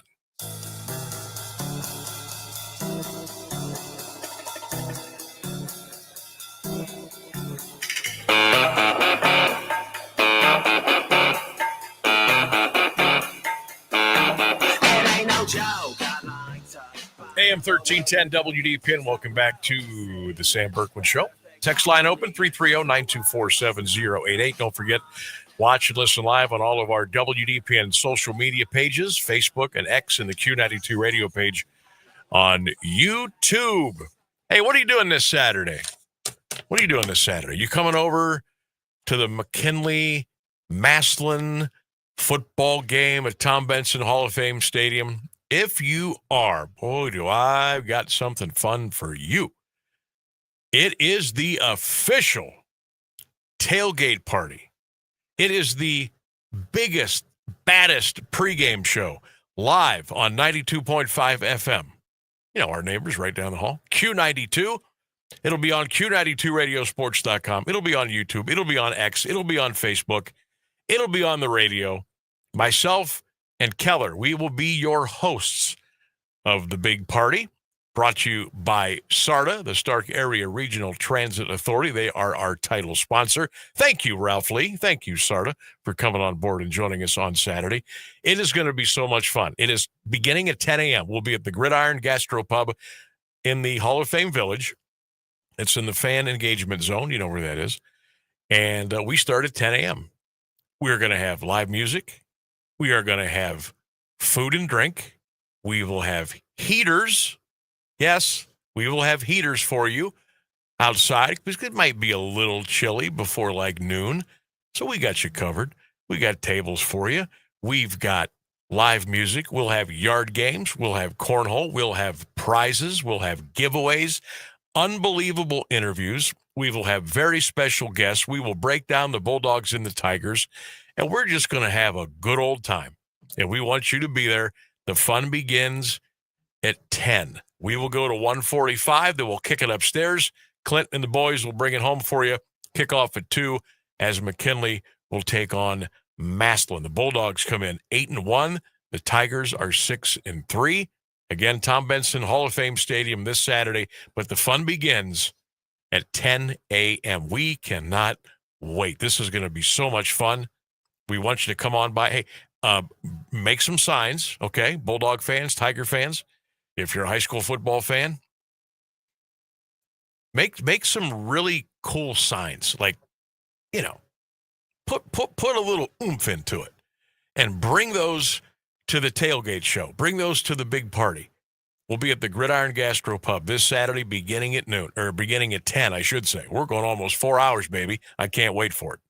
Bring those signs. We will feature those on our show because everybody who is going to be tuned in and listening and watching, they'll be able to see those. We will feature those, and we might even have you on the show, too. You can talk about how much hard work you put into those things, right? So bring your signs, bring your passion, wear your Bulldog colors, wear your Tiger colors, and come see us. Keller and myself, Sam Bourquin, we'll be broadcasting live beginning at 10 a.m. from the Gridiron Gastro Pub at the Hall of Fame Village. And I'll tell you what, I want to thank everybody from the Hall of Fame Village, from the Gastro Pub, from all of the great folks here, Q92, 1310, WDPN, salespeople, Lauren and Christian down the hall, everybody who has had a hand in putting this thing together. Our great sales crew, the boss man, everybody's had a hand in it. And I can't wait for you to experience what we've been working on all this time. You are not going to be disappointed. You're going to want to be there early. You might need to bundle up a little bit, but remember, we got heaters for you. So if you get a little bit chilly, come on over. We'll take care of that too. But there's no better way to get ready for the game than being at the Gridiron Gastro Pub this Saturday, beginning at 10 a.m. Oh, we got some great guests too. All right, I'll tell you who they are, some of them. All right. Former Massillon standout and Mount Union Purple Raider B.J. Payne going to be on the show. Former Massillon head football coach Rick Shepis is going to be on the show. Former McKinley quarterback and member of the Chicago Bears Dominic Robinson is going to be on the show. Devin Jordan, former Tiger, Buckeye, current coach on the Ohio State football staff. DJ, he'll be on the show. We're going to talk to Joe Bogdan. He kind of runs the whole deal over there with Canton City Schools. We're going to be talking to both superintendents, Paul Salvino, Jeff Talbert. They're going to be joining the show. Scott Davis from the Canton City Schools Media Department is going to be joining the show. Antonio Hall is going to be joining the show. Who else am I missing? I know I'm missing somebody. We are going to have an absolute ball. It's going to be awesome. It's going to be just like ESPN College Game Day or Fox Big Noon Saturday. Bring your signs, bring your appetite, bring your heat, bring your passion, and let's enjoy a great day together. What do you say? Q92, 92.5 FM, Q92radiosports.com, and all of our social media platforms. That begins at Saturday at 2 from the Hall of Fame Village, the Gridiron Gastro Pub. Thanks to everybody who's helped put this thing together. We got a little bit of time, right? We got a little bit of time before we get into it, but it's going to be a lot of fun, and we're hoping to see you there on Saturday. Weather, so far so good. 56, partly sunny, mostly cloudy. Depends how you look at it. Glass half empty, glass half full. No wind, about a 9% chance of precipitation. I think we're going to have an incredible day. So let's go. Let's see you there Saturday, all right? Go Bulldogs, go Tigers, go Stark County football, go the greatest rivalry in all of high school sports. That's going to be fun. Keller's fired up. I'm fired up. Everybody's fired up. We can't wait. We really can't wait. And there'll be folks working hard back here at the station that day too, because we'll be, we got the McKinley-Massillon deal running at 10. Of course, you got Mount Union at 1:30 against Ohio Northern. That'll be here on 1310 WDPN. And we'll keep you covered on Saturday. Don't you worry about that. And Friday too. I don't want to slight Friday. Friday's a big night. It's the whole big rivalry weekend. And you can check out our broadcast schedule. It's another outstanding schedule. All right, check it out on our social media platforms. You can do that. I can tell you, Friday night, we will have Marlington and Alliance here on WDPN at 7. Q92 will have Hoover and Jackson. And then 5 other big games on Friday night on Q92radiosports.com. And you can stream those too. You can stream them on your phone, your computer, your tablet, your TV, however you wish. YouTube. Don't forget, Q92radiosports.com. Make sure you check that out on Friday. All right. Rainsburg, I bet you wish you could go to this big shindig, don't you? Yeah, that'd be cool. Yeah. Because you hear about it, right? You hear about the talk up. You hear about all the details. You hear about all the, the blueprint for success And then, oh, wow, so this is how it works. Or, oh, that's what that looks like. Yeah. I think you should go. I think you should come on over. If the chance ever arises and I don't happen to be running the boards here, absolutely. Yeah, we hope that all of you come out. Oh, we got the big blood battle, the big announcement, right? That's coming up, I think, between the first and second quarter. So that'll be fun. This is a great day. It really is, and I'm looking forward to it. Our 3-question Thursday quiz today. You can drop your comments on our social media platforms and pages. You can text them in too at 330-924-7088. Question number 1. I know it's only been one game, but do you think the Cleveland Cavaliers are too soft of a basketball team? I know it's early, but still, come on. Question number 2. What do you think the next big name, who's going to be the next big name to come up on this NBA gambling schedule? Who's it going to be? There's a lot of names that it could be. Who do you think the next big name is going to be? And question number 3, just asking, what are your big plans for the Massillon-McKinley game, the McKinley-Massillon game, Saturday at 2 o'clock? What are your plans to get ready for the war of 1894? Drop those comments, and we'll read those here on the air. Speaking of, we just got a whole new batch that came in since the bottom of the hour news. And if folks take the time to send these in, I certainly want to read them.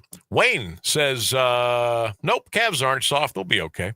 Not sure who the next name is going to be on the gambling scandal. And he says he hopes to watch the bowl game, McKinley and Massillon, on Saturday. Michael says, yes, the Cavs are soft. Not sure about who the next name that will drop in the NBA scandal. Question 3, he's going to tailgate and go to the game. And he says, go Tigers. Let's see here. Tracy says, too early to tell about the Cavs. She says the next big name to come up during the gambling scandal, LeBron James. Ooh. Question number 3, her McKinley-Massillon plans. She's not a fan of either team, but always cheers for the Bulldogs in this one. Tom says, what channel is the game going to be on TV? Tom, we don't do TV here. Don says, not sure about the Cavs. He'll be listening from home. Thank you, Don. Yeah. Yeah, don't ask me where you can watch the game on TV. Or I'm not in the TV business. I'm in the radio and the stream and the social media business. We don't do TV here. It's actually our job to steer you away from the television. Yeah. Well, I didn't want to come out and say that. You did, so thank you. But I always kind of I chortle. I laugh on the inside when I put a post out on whatever social media platform it is about radio coverage, about live audio stream coverage. Hey, Sam, where can I get the game on TV? I'm not telling you where you can get the game on TV. Come on. But you know why we do that? It's like if I worked at McDonald's and you asked me, hey, what's your favorite thing about the Whopper? Come on. We're just trying to save you guys some money because our service is free. Yeah, we're free, by the way. And if you want to watch the video of the game, you usually have to pay something for it. Yeah, we're free. Our pregame is free. We're going to have multiple cameras. We're going to have a great setup. We've got a great setup for the game, broadcasting live beginning at 2 on, anything you can listen to it on. Our stuff, it's all free. And you can just stay in one spot all day. You can stay on Facebook, X, Q92 Radio, YouTube, whatever you want to do. But don't ask me about TV or live video stream. It's not the business that I'm in.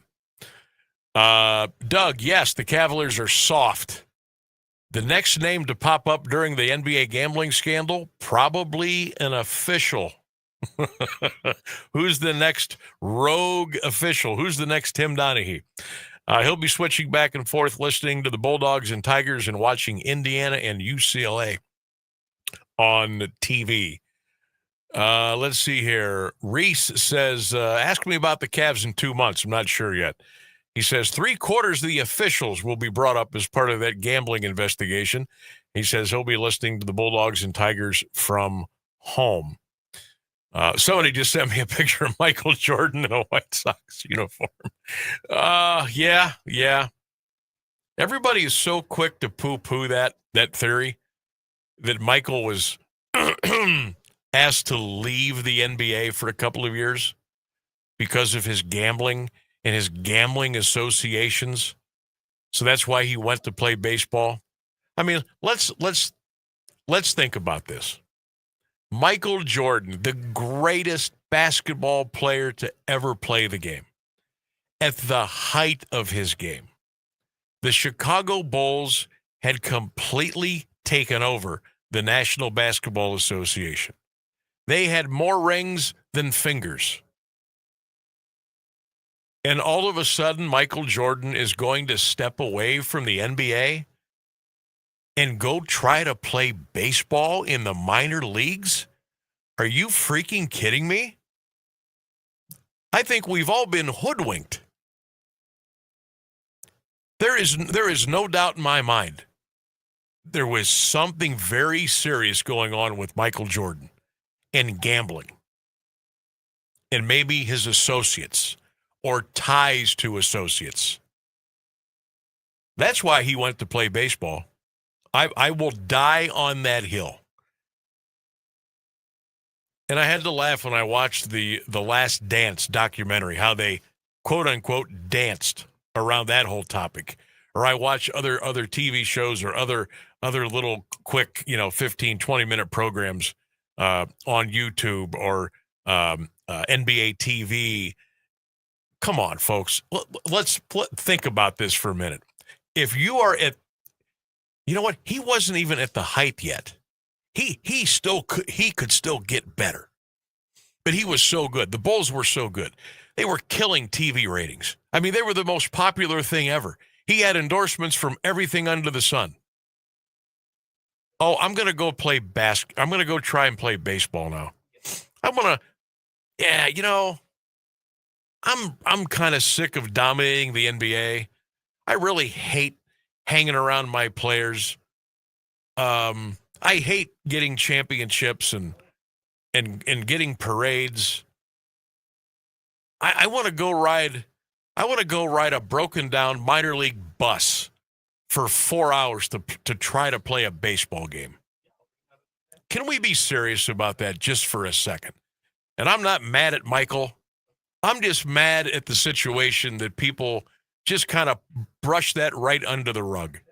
Like they're almost afraid to talk about it or admit that, yes, that could have possibly happened because it was Michael Jordan. I love Michael Jordan. He's the greatest basketball player I've ever seen. I love the way his passion, his hunger, his competitiveness, I'm going to stare right through your soul and rip your heart out and step on it. I love that about Michael Jordan. But you can't tell me he just decided, he woke up one day and said, I want to give this baseball thing a try. I'm going to quit playing NBA basketball. Come on. Can we just be 100% honest about that? I'm going to be 100% honest about something. Not until recently. I'm not going to tell you how recently, but up until recently, I thought Michael Jordan leaving to play baseball was entirely a plot line from Space Jam. I did not know that actually happened in real life. Oh my God. But I'm not going to tell you how recently I figured that out. Okay. Yeah, I don't even want to hear that. You probably don't want to know that. Probably not. But yeah. So his name's going to come up here during this. He may or may not have anything to do with it recently, but let's be honest. He didn't decide to go put a Chicago White Sox minor league baseball uniform on just to go do it. Come on. Dan checking in. My man, Dan Bell, biggest Aviator fan I know. He says, Sam, I'm staying away from the stadium on Saturday. McKinley, Maslin, go Aviators. Oh, my God. Here, let's see. Stacy checking in. He says, Sam, can you post a link that I can click to listen to your broadcast on Saturday from Orlando? Thank you. Better yet, is there a way I can watch the game on my laptop in Orlando? I'll tell you what, Stacy, I'll meet you halfway. I'll set you up with a link to watch and listen to the pregame show and listen to the game. How's that? I'll do that. I'll go 50% there for you. The phone ring in there was Gary in Louisville. Gary in Louisville. Hey, he Gary. wanted to say that the Cavs are soft and that he agreed with the other person who said LeBron is probably the next would be named. Wow. But he also had a quick question for you. Yeah. See, he wanted to test your trivia history. Uh-oh. He said, hold on, I got to go get Google. The Alliance Aviators have had one of their quarterbacks win a Super Bowl. He wanted to know if you knew which one of their quarterbacks that was. Lenny. Right? Lenny Dawson. He didn't tell me the answer. He said he wanted to see if you knew. Oh, it's got to be Lenny. All right. Got to be Lenny with Coach Hank Stram. Hey, Lenny. Hey, Lenny. Yeah. Got to be Lenny Dawson. Pride of Alliance.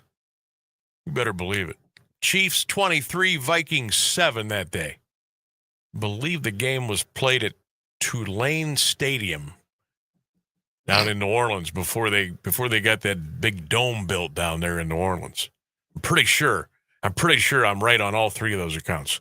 Gary, if I'm wrong, call back or text us, but I think I got that one on the money. Everything, down to the score. Chiefs, red pants, or red jerseys, white pants. Vikings, white tops, white pants, purple helmets. Bud Grant, coach of the Vikes. I think I nailed that all right there. Lenny Dawson, man, he was so good. He was so good. We have a text from Buck to answer it as well. He says the Cavs are soft as Charmin toilet paper. He also thinks LeBron is the next name to be busted. Uh-oh, there's three. And he says college football all day. So he will be doing that on Saturday. He's going to be doing college football. Yep. Let's see here. Randy Bailey checking in. Too early to tell on the Cavs. Who will be the next big name to drop in the NBA gambling scandal? He says, I don't care. Even stiffs in the NBA make millions. Why the need to gamble? He says, Sam, we'll be at the Gridiron Grill at noon for hot dogs and drafts. And then we're going to head inside to watch the Tigers and the Bulldogs. Randy, you better stop by and say hello. You better come up and say hello. Appreciate you. All right, what we got? Holy smokes, I did it again. 5:55 here on the program. We got to take a break. We'll come back and wrap it up on this Thursday afternoon. 1310 WDPN.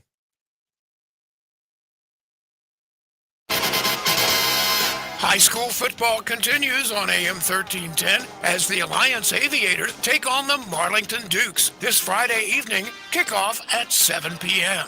Sam Bourquin will have the live play-by-play action here on AM 1310 and streaming live on the Q92 Radio Sports Network. The Aviators and the Dukes this Friday at 7 here on AM 1310 WDPN.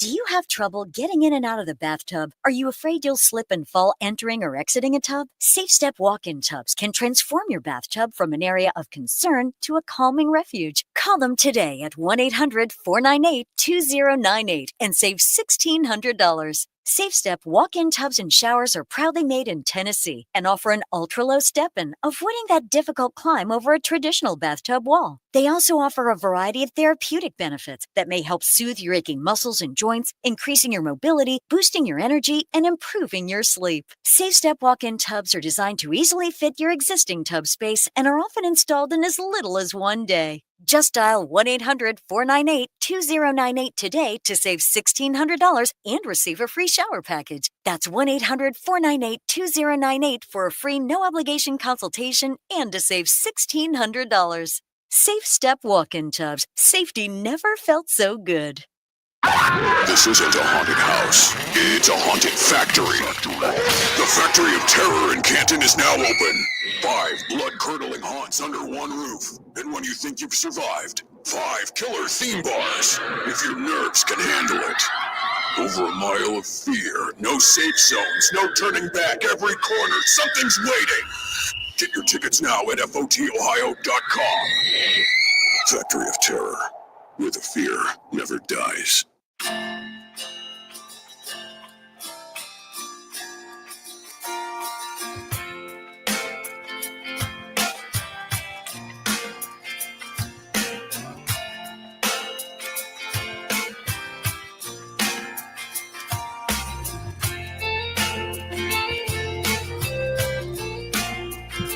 We are in the home stretch here on 1310 WDPN. Welcome back to the Sam Bourquin Show. I just saw this on Breaking 911 on X. The Mafia was allegedly paying Portland Trailblazers coach Chauncey Billups to be a face to attract high rollers to rigged poker games with X-rayed tables. Some players had contact lenses that could read through the cards. Oh, my God. I just retweeted that on my X. Follow me there if you would, at Sam Bourquin 16. It's funny. We have a text Holy moly. We have a text from Buck that kind of goes along with that. It says, Sam, I'm having a big poker game and sports betting game this weekend, sponsored by the Italian mob. What time, Buck? Just as long as it's not between 10 and 6. Yeah, Buck, I love cards. I'll be there. I love cards too. Sam can bet on the sports. I'll go crush some blackjack. I'll bring over somebody from the Francisi family and the Gambinos. We're all coming over, Buck. They're lock her down. Here we come. What in the hell? The Mafia allegedly paying Trailblazers coach Chauncey Billups to be a face to attract high rollers to rigged poker games. Is that the NFL? Oh, no. Rigged poker games with X-rayed tables. Some players had contact lenses that could read through the cards. This is taking on a whole new layer of unbelievable. I can't wait for what's next. Holy cow. All right, we got to roll. There you hear Phil in the background warming up. Great job by Rainsburg. Great job by all of you out there today. We really appreciate you. And we'll do it all over again tomorrow at 3, live from Marlington. The press box as we get you ready for the Dukes and Alliance tomorrow night at 7 right here on 1310 WDPN. Don't forget, everybody, go Bucks. Go Browns. Go Guards. Go Cavs. Have a great night, everybody. We'll see you tomorrow.